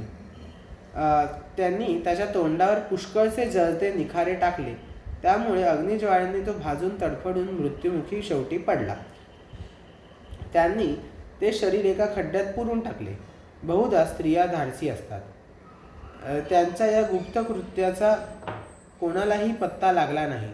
लोकांनी विचारल्यानंतर त्या सांगत, आमचा प्रियकर पैशाच्या लोभाने यावेळी परदेशी गेला आहे. वर्षभरात तो परत येईल. शहाण्या पुरुषांनी दुष्ट स्वभावाच्या स्त्रियांवर कधी विश्वास ठेवू नये. तो मूर्ख त्यांच्यावर विश्वास ठेवतो, शेवटी त्यालाच दुःखी व्हावे लागते. अशा स्त्रियांनी अमृताप्रमाणे वाणी कामी पुरुषांच्या हृदयात प्रेम उत्पन्न करते. त्यांचे हृदय धारदार चुरीपेक्षा तीक्ष्ण असते. अहो, या स्त्रियांना कोण प्रिय आहे? धुंदुकारीची सर्व संपत्ती घेऊन अनेक पुरुषांकडे जाणाऱ्या त्या वेश्या तिथून निघून गेल्या. आपल्या कुकर्मांमुळे धुंदुकारी भूत योनीत गेला. तो वावटळीच्या रूपाने दाही दिशांना भटकू लागला. थंडी, उष्णता, तहान, भूक यांनी व्याकुळ होऊन तो हाय देवा, हाय दैवा, हाय दैवा असं ओरडत असे, परंतु त्याला कोठेही आश्रय मिळाला नाही. काही काळानंतर धुंदुकारीच्या मृत्यूचा समाचार लोकांमार्फत गोकर्णाच्या कानी गेला. तेव्हा धुंदुकारीला अनाथ समजून गोकर्णाने गया क्षेत्री श्राद्ध केले. ज्या ज्या तीर्थांवर तो जात असे तिथे श्राद्ध अवश्य करीत असे. या प्रकारे फिरत फिरत गोकर्ण आपल्या नगरात परतला. रात्रीच्या वेळी कोणाच्याही दृष्टीत न पडता सरळ आपल्या घराच्या अंगणात झोपण्यासाठी गेला. आपल्या भावाला झोपलेला पाहून मध्यरात्री धुंदुकारीने आपले भयंकर रूप त्याला दाखवले. कधी बोकड, कधी हत्ती, कधी रेडा, कधी इंद्र, तर कधी अग्नीचे रूप धारण करू लागला. शेवटी तो मनुष्य रूपात प्रकट होऊन त्याच्या या वेगवेगळ्या अवस्था पाहून गोकर्णाने निश्चय केला की हा कोणीतरी दुर्गती प्राप्त झालेला जीव आहे. तेव्हा धैर्यपूर्वक त्याने विचारले. गोकर्ण म्हणाला, तू कोण आहेस? रात्रीच्या वेळी भयानक रूप का दाखवित आहेस? तुझी अशी दशा कशी झाली? तू प्रेत आहेस, पिशाच आहेस की कोणी राक्षस आहेस? मला हे सांग तर खरे. सूत म्हणाले. गोकर्णाने असे विचारल्यानंतर तो एकसारखा जोरजोरात रडू लागला. त्याला बोलता येत नव्हते, म्हणून त्याने केवळ खाणाखुणा केल्या. तेव्हा गोकर्णाने पाणी घेऊन अभिमंत्रित होऊन त्याच्यावर पाणी शिंपडले. त्यामुळे त्याच्या पापांचे काहीसे परिमार्जन झाले आणि तो बोलू लागला. प्रेत म्हणाले, मी तुझा भाऊ आहे. माझे नाव धुंदुकारी आहे. मी माझ्या दोषाने माझे ब्राह्मणत्व नष्ट केले आहे. माझ्या कुकर्मांची गणतीच नाही. मी मोठ्या अज्ञानातच वावरत होतो, म्हणून मी लोकांना पीडा दिली. शेवटी वेश्यांनी मला हाल हाल करून मारले. म्हणूनच मी प्रेतयोनीत येऊन ही दुर्दशा भोगीत आहे. आता दैववशात माझ्या कर्माचे फळ म्हणून केवळ वायू भक्षण करून जगत आहे. बंधो, तू दयेचा सागर आहेस, म्हणून काहीतरी करून लवकरात लवकर मला या योनीतून सोडव. गोकर्णाने धुंदकारीचे सगळे बोलणे ऐकले. तो म्हणाला, बंधो, मी तुझ्यासाठी विधीपूर्वक गया क्षेत्रात पिंडदान केले तरी सुद्धा तुझी प्रेत योनीतून मुक्तता कशी झाली नाही याचे मला मोठे आश्चर्य वाटते. गया श्राद्धामुळे तुझी मुक्ती झाली नसेल तर आता दुसरा कोणताही उपाय मला माहीत नाही. तू मला सविस्तरपणे सांग की आता मी काय करावे. प्रेत म्हणाला, शेकडो गया श्राद्धे करूनही माझी मुक्ती होऊ शकणार नाही. आता तू यासाठी कोणता तरी उपाय शोधून काढ. प्रेताचे म्हणणे ऐकून गोकर्णाला मोठे आश्चर्य वाटले. तो म्हणाला, शेकडो गया श्राद्ध करूनही तुझी मुक्ती होणार नसेल तर मग तुझी मुक्ती केवळ अशक्य आहे. हे प्रेता, आता तू निर्भय होऊन आपल्या स्थानावरच राहा. मी विचार करून तुझ्या मुक्तीचा काहीतरी दुसरा मार्ग शोधून काढतो. गोकर्णाची आज्ञा घेऊन धुंदुकारी तेथून आपल्या स्थानाकडे निघून गेला. इकडे गोकर्णाने रात्रभर विचार केला. त्याला काही उपाय सुचला नाही. सकाळ झाल्यानंतर तो आल्याचे पाहून लोक प्रेमाने त्याला भेटण्याकरता आले, म्हणून सर्वात रात्री जसा झाला तसा तो त्यांना सांगितला. त्यापैकी जे लोक विद्वान आणि योगनिष्ठ ज्ञानी वेदपारंगत होते त्यांनी अनेक शास्त्र ढुंडाळून पाहिली तरी सुद्धा त्यांना प्रेताच्या मुक्तीचा काही उपाय सापडला नाही. तेव्हा सर्वांनी असा निश्चय केला की याविषयी सूर्यनारायण जी आज्ञा करतील तिचे पालन केले पाहिजे. म्हणून गोकर्णाने आपल्या तपोबलाने सूर्याची गती थांबवली. त्याने सूर्याची स्तुती केली. भगवन, आपण सर्व जगाचे साक्षी आहात. आपणास नमस्कार असो. कृपा करून धुंदुकारीच्या मुक्तीचा उपाय आपण मला सांगावा. गोकर्णाची ही प्रार्थना ऐकून सूर्यदेव लांबूनच स्पष्ट शब्दात म्हणाले,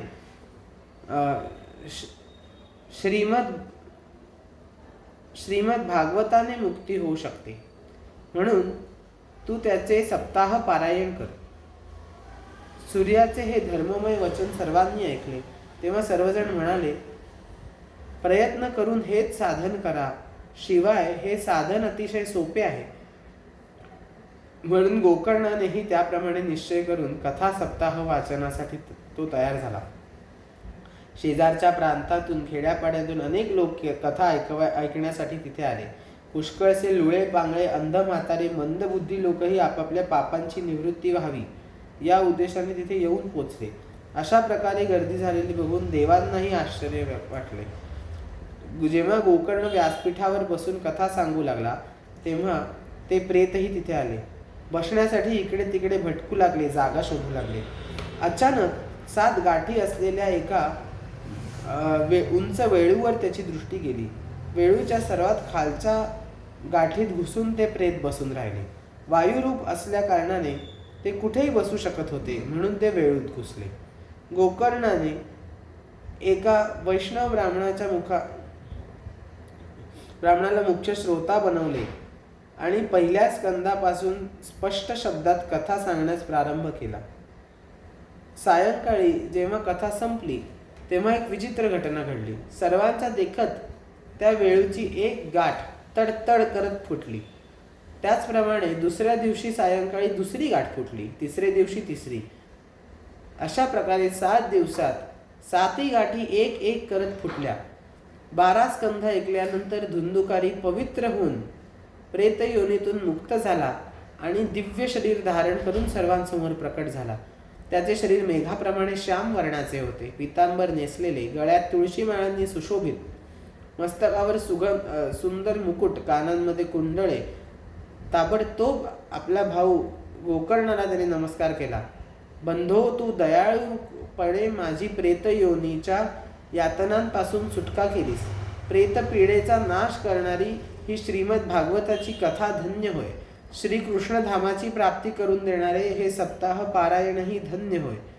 जेव्हा एखाद्याला सप्ताह श्रवणाचा योग येतो तेव्हा त्याच्या पापांचा थरकाप उडतो, कारण भगवंतांची कथा आपला लगेच नाश करेल असे त्यांना वाटत राहते. ज्याप्रमाणे अग्नी ओले सुके लहान मोठे सर्व प्रकारचे लाकूड भस्मसात करतो, त्याप्रमाणे शब्दास्मरण मन वाणी क्रियांद्वारा नवी जुनी लहान मोठी सर्व पापे नष्ट करतो. विद्वानांनी वेदांच्या सभेमध्ये म्हटले आहे की भारतवर्षात श्रीमद भागवताची कथा ऐकत नाही त्याचा जन्म व्यर्थ होय. बरे, या नाश पावणाऱ्या शरीराचे मोहरूप लालन पालन करून त्याला धष्टपुष्ट आणि बलवान बनवले, तर श्रीमद भागवताची कथा ऐकलीच नाही तर काय केले? हाडे या शरीराचे आधारस्तंभ आहेत. नाडीरूपी दोऱ्यांनी याला बांधले आहे. त्यावर मांस आणि रक्ताचा लेप देऊन कातड्यांनी त्याला मढवले आहे. हे मलमूत्राचे भांडेच असल्याने त्यातील प्रत्येक अंगाला दुर्गंधी येत आहे. वृद्धावस्था आणि शोक याच्यामुळे परिणामतः हे दुःखमय असून रोगाचे घर आहे. कोणत्या ना कोणत्या इच्छेने ते व्याकुळ असते. याची कधी तृप्तीच होऊ शकत नाही. याला धारण करणे एक ओझे आहे. याच्या रोमरोमात दोष भरले आहेत आणि नष्ट होण्याला एक क्षणही लागत नाही. शेवटी त्याला पुरले तर त्यातून किडे उत्पन्न होतात. पशूंनी खाल्ले तर ते त्यांच्या विष्ठेत रूपांतर होते. अग्नीत जाळले तर राखेचा ढीग बनतो. अशा तीनच प्रकारांनी ज्याची विल्हेवाट लागते अशा विनाशी शरीराकडून मनुष्य अविनाशी फळ देणारे काम का करून घेत नाही? जे अन्न सकाळी शिजवले जाते ते संध्याकाळपर्यंत खराब होऊन जाते, तर मग त्यातील रसामुळे पुष्ट झालेले शरीर कसे नित्य राहील? या जगात सप्ताह श्रवण केल्याने भगवंतांची तात्काळ प्राप्ती होऊ शकते. म्हणून सर्व प्रकारचे दोष नाहीसे होण्यासाठी हेच एकमेव साधन आहे. जे लोक भागवत कथा श्रवण करीत नाहीत ते पाण्यावरील बुडबुडे डास यांच्याप्रमाणे नाहीसे होण्यासाठीच जन्माला येतात. त्यांच्या प्रभावामुळे निर्जीव आणि वाळलेल्या बांबूच्या काट्यात तुटतात. भागवत कथेच्या श्रवणाने चित्त्याची अज्ञानरूप गाठ उकलली जाईल. यात विशेष काय? सप्ताह श्रवण केल्याने मनुष्याच्या हृदयाची अज्ञानरूपी गाठ सुटते. त्याचे सर्व कर्म क्षीण होऊन जातात. हे भगवत कथारूपी तीर्थ संसारातील पापरूप चिखल धुवून काढण्यास पटाईत आहे. विद्वानांचे म्हणणे आहे की जेव्हा कथातीर्थ हृदयात स्थिर होते तेव्हा मनुष्यांची मुक्ती होते, हे निश्चित समजावे. ज्यावेळी धुंदुकारी हे सगळं सांगत होता तेव्हा वैकुंठातील पार्षदांसह एक तेजस्वी विमान तिथे उतरले. सर्व लोकांच्या समक्ष धुंदुकारी त्या विमानात चढून बसला. तेव्हा विमानातून आलेल्या पार्षदांना पाहून गोकर्णाने विचारले, भगवंतांच्या प्रिय पार्षदांनो, येथे जर शुद्ध अंतःकरणाचे अनेक श्रोते आहेत, सर्वांनीच आपण आपल्याबरोबर आणखी विमाने का आणली नाहीत? आम्हाला तर असे दिसते की इथे सर्वांनी सारख्या भावनेने भक्तिभावनेने भागवताचे श्रवण केले आहे. मग फलप्राप्तीत असा भेदभाव का? हे आपण आम्हास सांगावे. हरिदास म्हणाले, फलप्राप्तीच्या भेदाचे कारण हा श्रवणातील भेद आहे. श्रवण सर्वांनी सारखेच केले हे म्हणणे बरोबर आहे, परंतु सर्वांनी मनन सारखे केले नाही. म्हणून सर्वांनी एकाच वेळी श्रवण केल्यानंतर फळात फार फरक पडला. या प्रेताने 7 दिवस उपवास करून तसेच ऐकलेल्या विषयाचे स्थिर चित्ताने आकांताने मनन करून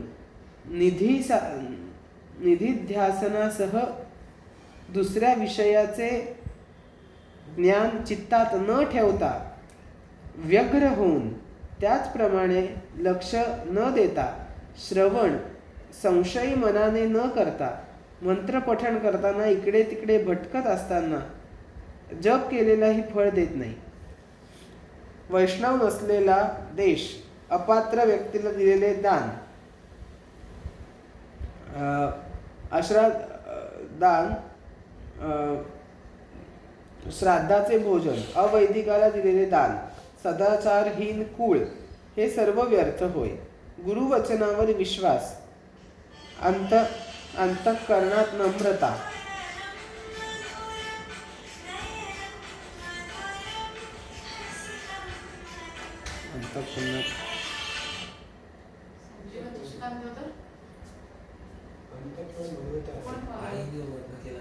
अंतःकरणात मधुरता.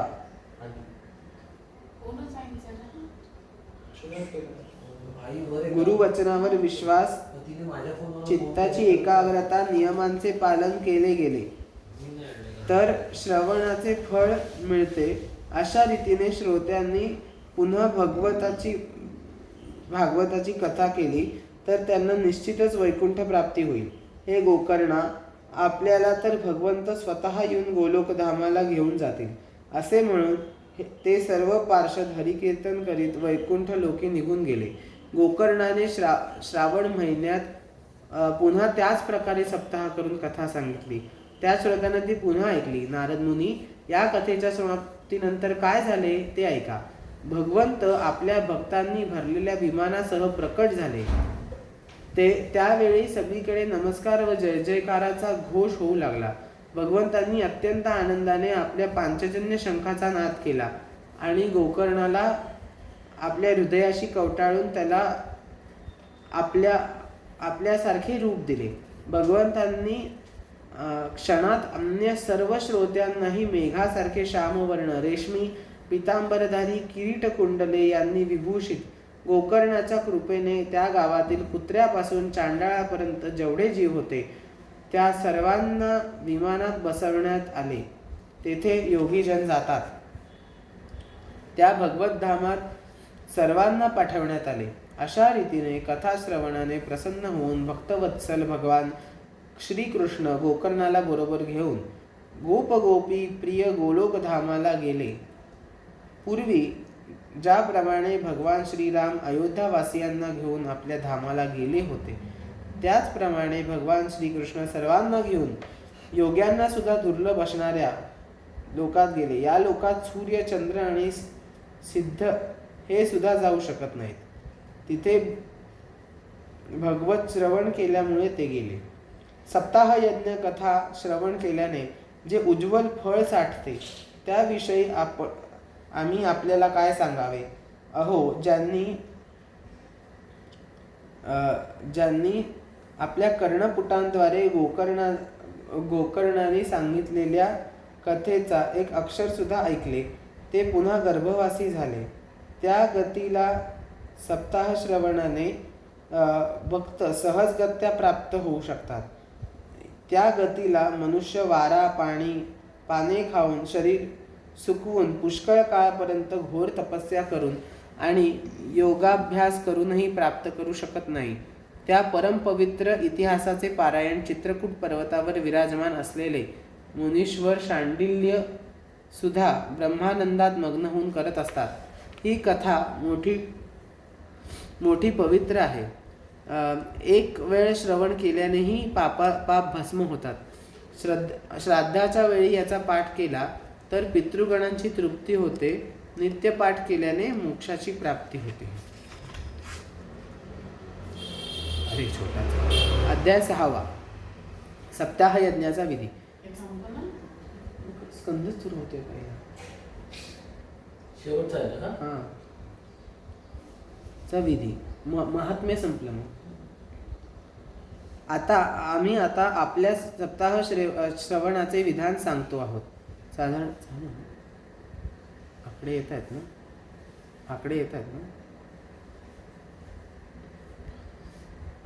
सनकादिक म्हणाले, आम्ही आता आपल्याला सप्ताह श्रवणाचे विधान सांगतो. साधारणतः लोकांची मदत आणि धन यांच्या सहाय्याने हा विधी पार पडावा असे सांगितलेले आहे.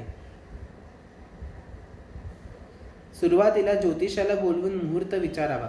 तसेच विवाहासाठी जेवढ्या धनाची आवश्यकता असते तितक्या धनाची प्रयत्नपूर्वक व्यवस्था करावी. सप्ताह करण्यासाठी आषाढ, श्रावण, भाद्रपद, अश्विन, कार्तिक, मार्गशीर्ष हे 6 महिने श्रोत्यांसाठी मोक्षदायी आहेत. देवर्षे या महिन्यात भद्रा, व्यतिपात इत्यादी कुयोग टाळावे. दुसरे जे उत्साही लोक असतील त्यांना आपल्या मदतनीस म्हणून घ्यावे. तर प्रयत्नपूर्वक देशोदेशी निमंत्रण द्यावे की भागवत कथा होणार आहे. तरी सर्व लोकांनी सहकुटुंब सहपरिवार यावे. जे भागवत कथा आणि हरिनाम संकीर्तनापासून दूर राहिले असतात त्यांना, तसेच स्त्रिया शूद्रादी यांनाही हे आमंत्रण मिळेल अशी व्यवस्था करावी. देशोदेशी जे विरक्त वैष्णव हरिकीर्तनात गोडी असणारे असतील त्यांना आवश्यक निमंत्रण पाठवावे. त्यांना निमंत्रण पाठवण्यासाठी पद्धती अशी आहे की महोदय, येथे 7 दिवस सत्पुरुषांची दुर्लभ अशी मांदियाळी जमणार आहे आणि अपूर्व रसमय श्रीमद भागवतांची कथा होणार आहे. आपण भागवत कथासाराचे रसिक आहात, म्हणून आपण श्री भागवतामृताचे सेवन करण्यासाठी प्रेमपूर्वक ताबडतोब येण्याची कृपा करावी. जर आपणास इतके दिवस सवड नसेल तर निदान 1 दिवस तरी अवश्य येण्याची कृपा करावी. असे कारण येथील प्रत्येक क्षण अत्यंत दुर्मिळ आहे. अशा प्रकारे नम्रतेने आमंत्रण लोकांना पाठवून द्यावे. कथाश्रवण तीर्थक्षेत्रात वनामध्ये आपल्या घरी सुद्धा योग्य मानले गेले आहे. तेथे प्रशस्त मैदान असेल तर जास्त लोकांना बसण्याची सोय होते. जागेची स्वच्छता, सडा संमार्जन, रंगरंगोटी इत्यादी करावे. घरातील सर्व सामान एका कोपऱ्यात रचून ठेवावे. 4-5 दिवस अगोदर प्रयत्नपूर्वक सतरंजा वगैरे आसने गोळा करावीत, ती तयार ठेवावीत. केळीच्या खांबांनी उंच मंडप तयार करून घ्यावा. 4ही बाजूने पाने, फुले वगैरे सुशोभनाच्या वस्तू लावून, 4ही बाजूने झेंडे लावून ती वस्तूंनी मंडप सजवावा. मंडपात एका उंच स्थानावर 7 विशाल लोकांची कल्पना करून त्यावर विरक्त ब्राह्मणांना बोलवून बसवावे. पुढच्या बाजूला त्यांच्यासाठी यथोचित आसने ठेवावी. त्यांच्या मागे वक्त्यासाठी सुद्धा एक दिव्य सिंहासन तयार करावे. जर वक्ता उत्तराभिमुख बसलेला आहे तर श्रोत्यांनी पूर्वेकडे तोंड करून बसावे. तर वक्ता पूर्वाभिमुख बसला असेल तर श्रोत्यांनी उत्तरेकडे तोंड करून बसावे. जर वक्ता आणि श्रोता हे दोन्ही पूर्वेकडे तोंड करून बसावे. देशकाल असाच नियम सांगितला आहे. जो वेद आणि शास्त्रांची स्पष्ट व्याख्या करण्याचा अधिकारी आहे, वेगवेगळे दृष्टांत देऊ शकतो, अत्यंत निस्पृह आहे, स्पष्ट उच्चार करतो, असा विरक्त विष्णुभक्त ब्राह्मण वक्ता असावा. जे अनेक धर्ममतांमुळे गोंधळात पडले आहेत, स्त्रीलंपट आहेत, नास्तिक आहेत, असे लोक जे विद्वान असले तरी त्यांना भागवत कथा सांगता येत नाही, ढोंगी आहेत, वक्त्याच्या जवळच त्याला मदत करण्यासाठी एक तसाच विद्वान बसवला पाहिजे. तो सुद्धा या प्रकारचा असला पाहिजे. संशयाची निवृत्ती करण्याचा अधिकारी आणि लोकांना समजावून देण्यात कुशल असला पाहिजे. कथा प्रारंभ होण्यासाठी आदल्या दिवशी व्रत धारण करण्यासाठी वक्त्याने क्षौर केले पाहिजे. त्यांनी सूर्योदयाच्या वेळी शौचमुख मार्जन करून स्नान करावे. संध्या वगैरे आपली नित्यकर्मे थोडक्यात आटपून निर्विघ्नपणे पार पाडावी. म्हणून श्री गणेशाचे पूजन करावे. त्यानंतर पितरांसाठी तर्पण करून पापशुद्धीचे प्रायश्चित करावे आणि एक मंडळ तयार करून त्यावर श्रीहरीची स्थापना करावी. तर भगवान श्रीकृष्णांना उद्देशून मंत्रोच्चारपूर्वक षोडशोपचारांनी पूजन करावे. त्यानंतर प्रदक्षिणा नमस्कार करून पूजेच्या शेवटी स्तुती करावी. हे करुणानिधे, मी या संसार सागरात बुडलेला एक दीन आहे. कर्मांमुळे उत्पन्न झालेल्या मोहाने ग्रासलेला मला या संसार सागरातून वर काढावे. नंतर धूप दीप वगैरे उपचारांनी मोठ्या उत्साहाने व प्रेमाने श्रीमद भागवताची योग्य प्रकारे पूजा करावी. नंतर ग्रंथासमोर नारळ ठेवून नमस्कार करावा. आणि प्रसन्न चित्ताने केवळ स्तुती करावी. श्रीमद भागवताच्या रूपाने आपण साक्षात भगवान श्रीकृष्ण आहात. नाथ, या भवसागरातून सुटका होण्यासाठी मी आपणास शरण आलो आहे. कोणत्याही विघ्नाशिवाय आपण माझं हा मनोरथ व्यवस्थित पूर्ण करा. हे केशवा, मी आपला दास आहे. या प्रकारे करुणापूर्वक प्रार्थना करून नंतर वक्त्याचे पूजन करावे. वक्त्याला सुंदर वस्त्रालंकारांनी सुशोभित करावे. त्याच्या पूजनानंतर त्याचीही अशी स्तुती करावी. हे शुकस्वरूप भगवन, समजावून देण्याच्या कलेत आपण अतिशय कुशल आणि सर्व शास्त्रात पारंगत आहात. कृपया अशी कथा समजावून सांगून माझे अज्ञान दूर करावे. त्यानंतर प्रसन्नतेने आपण कल्याणासाठी व्यक्तासमोर नियम करून 7 दिवसापर्यंत यथाशक्ती त्याचेही पालन करावे. कथेमध्ये विघ्न येऊ नये म्हणून आणखी 5 ब्राह्मणांना निमंत्रित करून त्यांच्याद्वारे भगवंतांच्या 12 मंत्राचा ओम नमो भगवते वासुदेवाय याचा जप करावा. त्यानंतर ब्राह्मण, अन्य विष्णू भक्त आणि संकीर्तन करणाऱ्यांना नमस्कार करून त्यांची पूजा करावी आणि त्यांची आज्ञा घेऊन स्वतः स्थानापन्न व्हावे. जो पुरुष लोकव्यवहार, संपत्ती, धन, घर, पुत्र इत्यादींची चिंता सोडून शुद्ध चित्ताने केवळ कथेतच लक्ष ठेवतो त्याला श्रवणाचे उत्तम फळ मिळते. बुद्धिमान वक्त्याने सूर्योदयाला कथेची सुरुवात करून 3.5 प्रहरात मध्यम स्वरात चांगल्या तऱ्हेने स्पष्ट उच्चारासहित कथेचे वाचन करावे. दुपारच्या वेळी 2 घटका कथा बंद ठेवावी. यावेळी कथेतील प्रसंगानुसार उपस्थित वैष्णवांनी भगवत गुणाचे संकीर्तन केले पाहिजे. त्यावेळी मलमूत्र ताब्यात राहावा. यासाठी अल्पाहार हितकारी असतो. म्हणून श्रोत्याने दिवसातून केवळ 1 वेळा हविष्यान्न ग्रहण करावे. सुदृढ असेल तर 7 दिवस निराहार राहून कथा ऐकावी. केवळ दूध तूप घेऊन आनंदाने श्रवण करावे किंवा फलाहार घ्यावा. अगर दिवसातून 1 वेळ एकच प्रकारचे अन्न खावे. ज्याला तो नियम सहज पाळणे शक्य असेल त्याने तो नियम कथा श्रवणाच्या वेळी पालन केला पाहिजे. कथा श्रवणास सहाय्यक असेल तर मी उपवास करण्यापेक्षा भोजन करण्याला प्राधान्य देतो. उपवास करण्याने श्रवणात अडथळा येत असेल तर उपवास न केलेला बरा. नारद मुने, नियमपूर्वक सप्ताह ऐकणाऱ्या पुरुषासाठी नियम ऐका. ज्याने विष्णू भक्तीची दीक्षा घेतली नाही तो कथा श्रवण करण्याचा अधिकारी नाही. जो पुरुष नित्य नियमाने कथा ऐकतो त्याने ब्रह्मचर्य पाळावे, जमिनीवर झोपावे, दररोज कथा संपल्यावर पत्रावळीवर भोजन करावे. डाळ, मद्य, तेल, पचण्यास जड, वाईट भावनेने दूषित, शिळे अशा अन्नाचा व्रतस्थ माणसाने अवश्य त्याग केला पाहिजे. कथा श्रवणाचे फळ घेतलेल्याने काम, क्रोध, मद, मान सन्मान, मत्सर, लोभ, दंभ, मोह, द्वेष आपल्या मनात अजिबात थारा देऊ नये. त्यांनी वेद, वैष्णव, ब्राह्मण, गुरु, गोसेवा करणारे, स्त्रिया, राजा आणि महापुरुषांची निंदा वर्ज करावी. व्रतस्थ पुरुषाने रजस्वला स्त्री, चांडाळ, म्लेच्छ, पापी, गायत्री जप न करणारे ब्राह्मण, ब्राह्मणांचा द्वेष करणारे तसेच वेद न मानणारे यांच्याशी अजिबात संभाषण करू नये.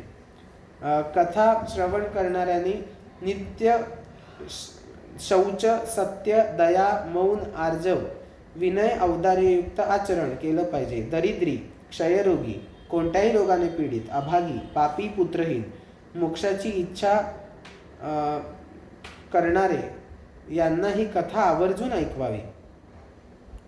ज्या स्त्रीचे रजोदर्शन थांबले आहे, जिला फक्त एकच संतान आहे, जी वांझ आहे, जिचे संतान जिवंत राहत नाही, जिचा गर्भपात होतो, अशा स्त्रियांनी प्रयत्नपूर्वक ही कथा चित्त एकाग्र करून ऐकावी. वरील सर्वजण नियमाचे पालन करून कथा ऐकतील तर त्यांना अविनाशी फळ प्राप्त होऊ शकते. ही सर्वात उत्तम दिव्य कथा कोट्यावधी यज्ञाचे फळ देणारी आहे. अशा प्रकारे नियमांचे पालन करून जर व्रताचे उद्यापन केले, त्याला विशिष्ट फलप्राप्ती इच्छा असेल, त्याने गोकुळाष्टमी व्रताप्रमाणे उद्यापन करावे. परंतु जे भगवंतांचे निष्किंचन भक्त आहेत त्यांना उद्यापन करण्याचे बंधन नाही.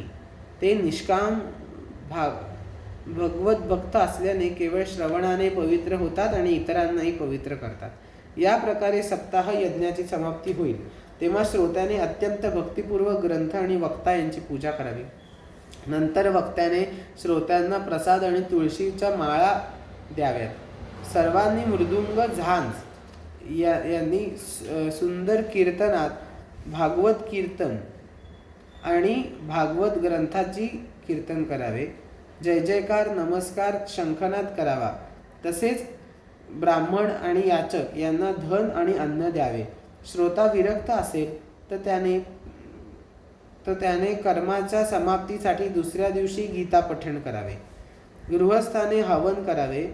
हवन करताना दशम स्कंदाचा एक एक श्लोक वाचून पायस, मध, तूप, तीळ, अग्नी या वस्तूंच्या आहुत्या द्याव्यात. केवळ एकाग्र चित्ताने गायत्री मंत्राचे हवन करावे, कारण खरे पाहू जाता महापुराण हे गायत्री स्वरूपच आहे. होम हवन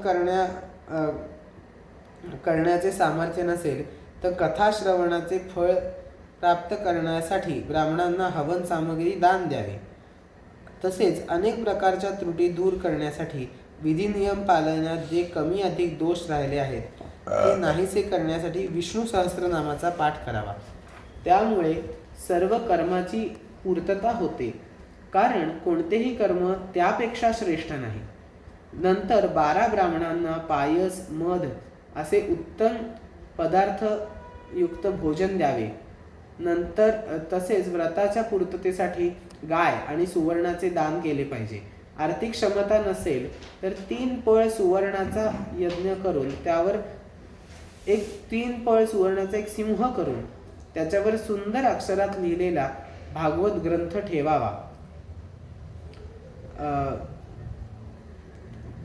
आवाहनादी विशिष्ट उपचार करून त्या ग्रंथाची पूजा करावी.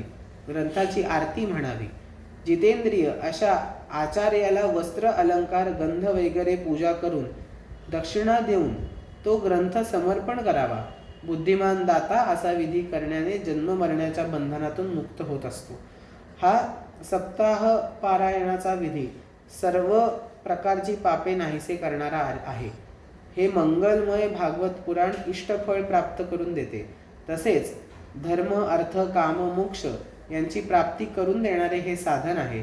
याबाबत शंका घेण्याचे काही कारण नाही.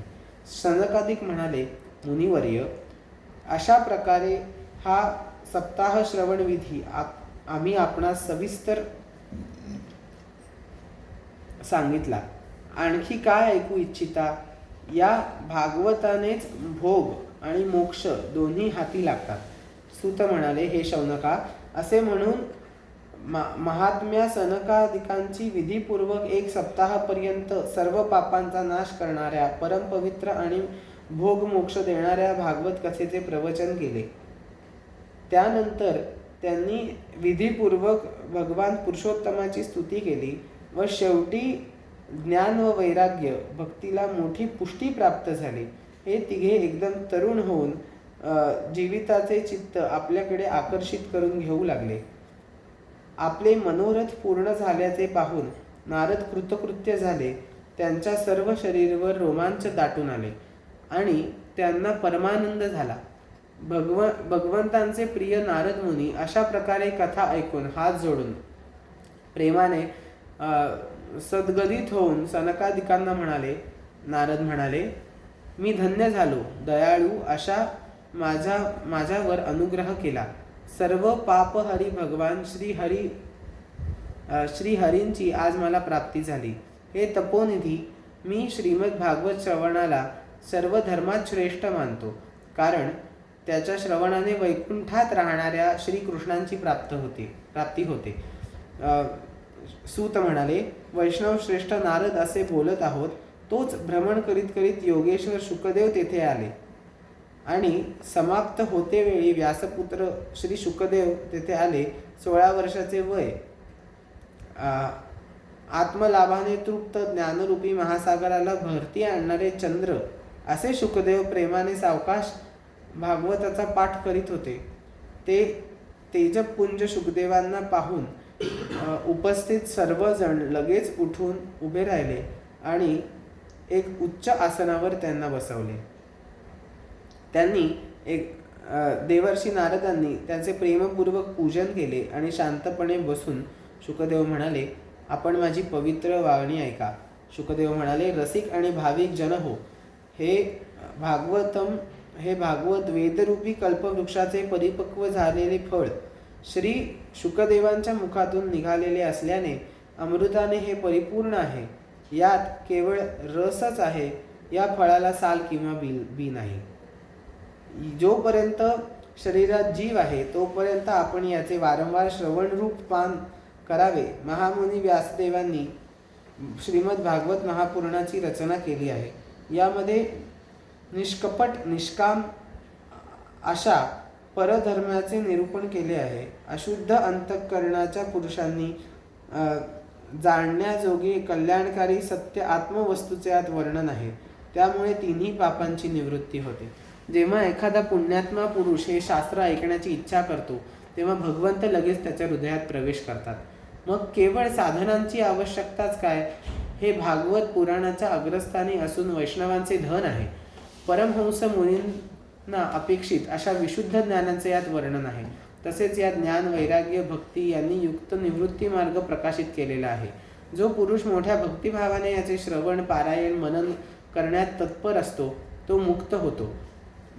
हे भाग्यवान श्रोत्यांनो, हा रस स्वर्गलोक, सत्यलोक, कैलास, वैकुंठातही नाही. म्हणून तुम्ही याचे यथेच्छ पान करा. यापासून मुळीच परावृत्त होऊ नका. सूत म्हणाले, श्री शुकदेव याप्रमाणे सांगत होते. तोच प्रल्हाद, बली, उद्धव, अर्जुन आदी भक्त्यांसहित साक्षात श्रीहरी प्रकट झाले. तेव्हा देवर्षी नारदांनी भगवंत आणि त्यांचे भक्त यांचे यथोचित पूजन केले.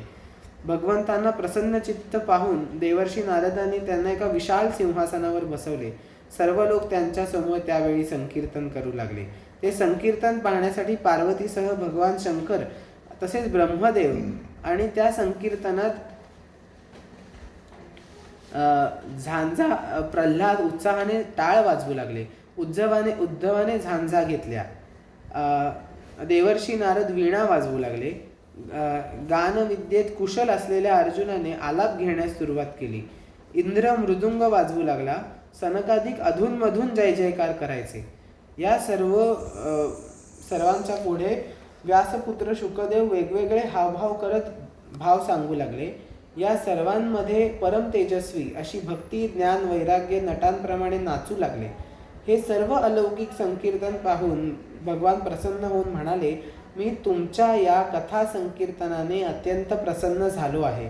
तुमच्या भक्तिभावाने तुम्ही मला स्वाधीन करून घेतले आहे. तुम्ही माझ्याकडे वर मागा. भगवंतांचे हे बोल ऐकून सर्वजण अत्यंत प्रसन्न झाले आणि प्रेमांतःकरणाने भरून भगवंतांना म्हणाले, भगवन, आमची इच्छा आहे की तुम्ही येथून पुढे जेव्हा जेव्हा असा सप्ताह होईल तेव्हा आपल्या भक्तांसह तेथे अवश्य यावे. आमचं मनोरथ पूर्ण करा. तथास्तु. म्हणून भगवंत अंतर्धान पावले. नंतर नारदांनी भगवंत आणि त्यांच्या भक्तांच्या चरणकमलांना उद्देशून नमस्कार केला. तसेच शुकदेव आणि अन्य तपस्व्यांनाही नमस्कार केला. कथामृतपानाने सर्वांना मोठा आनंद झाला. त्यांचा मोह नाहीसा झाला.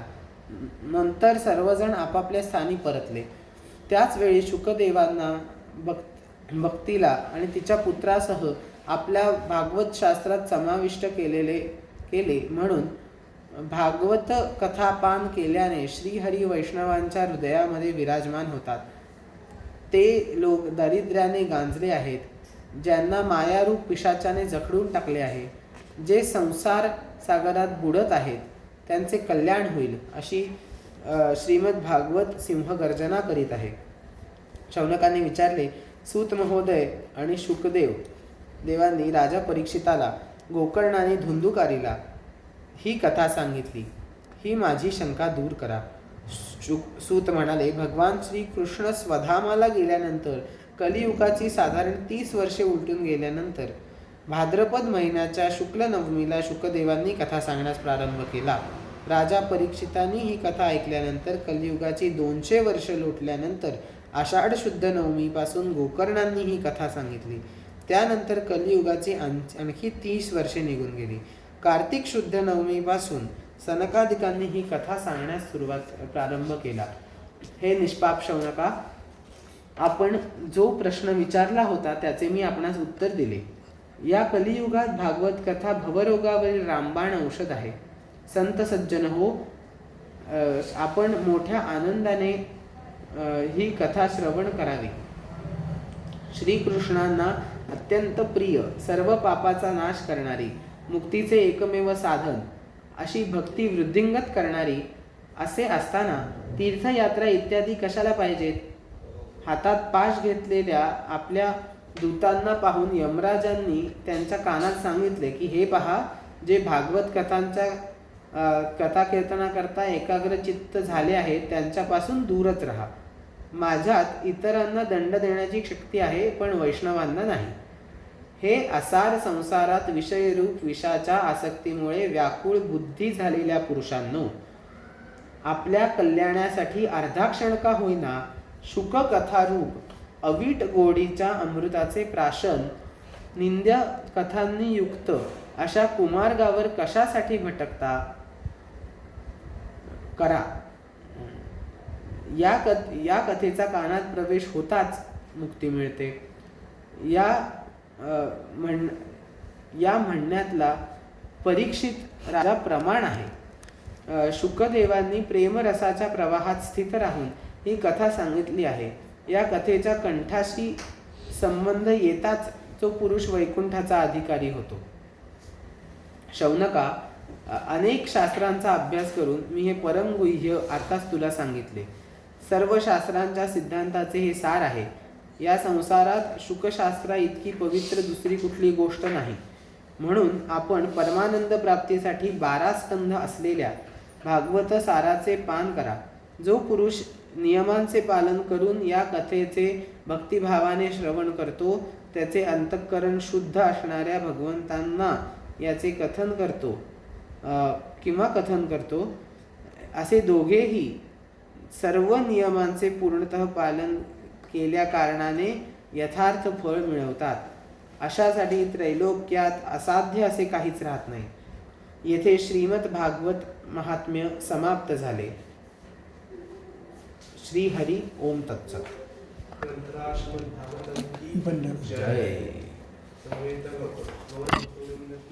जय.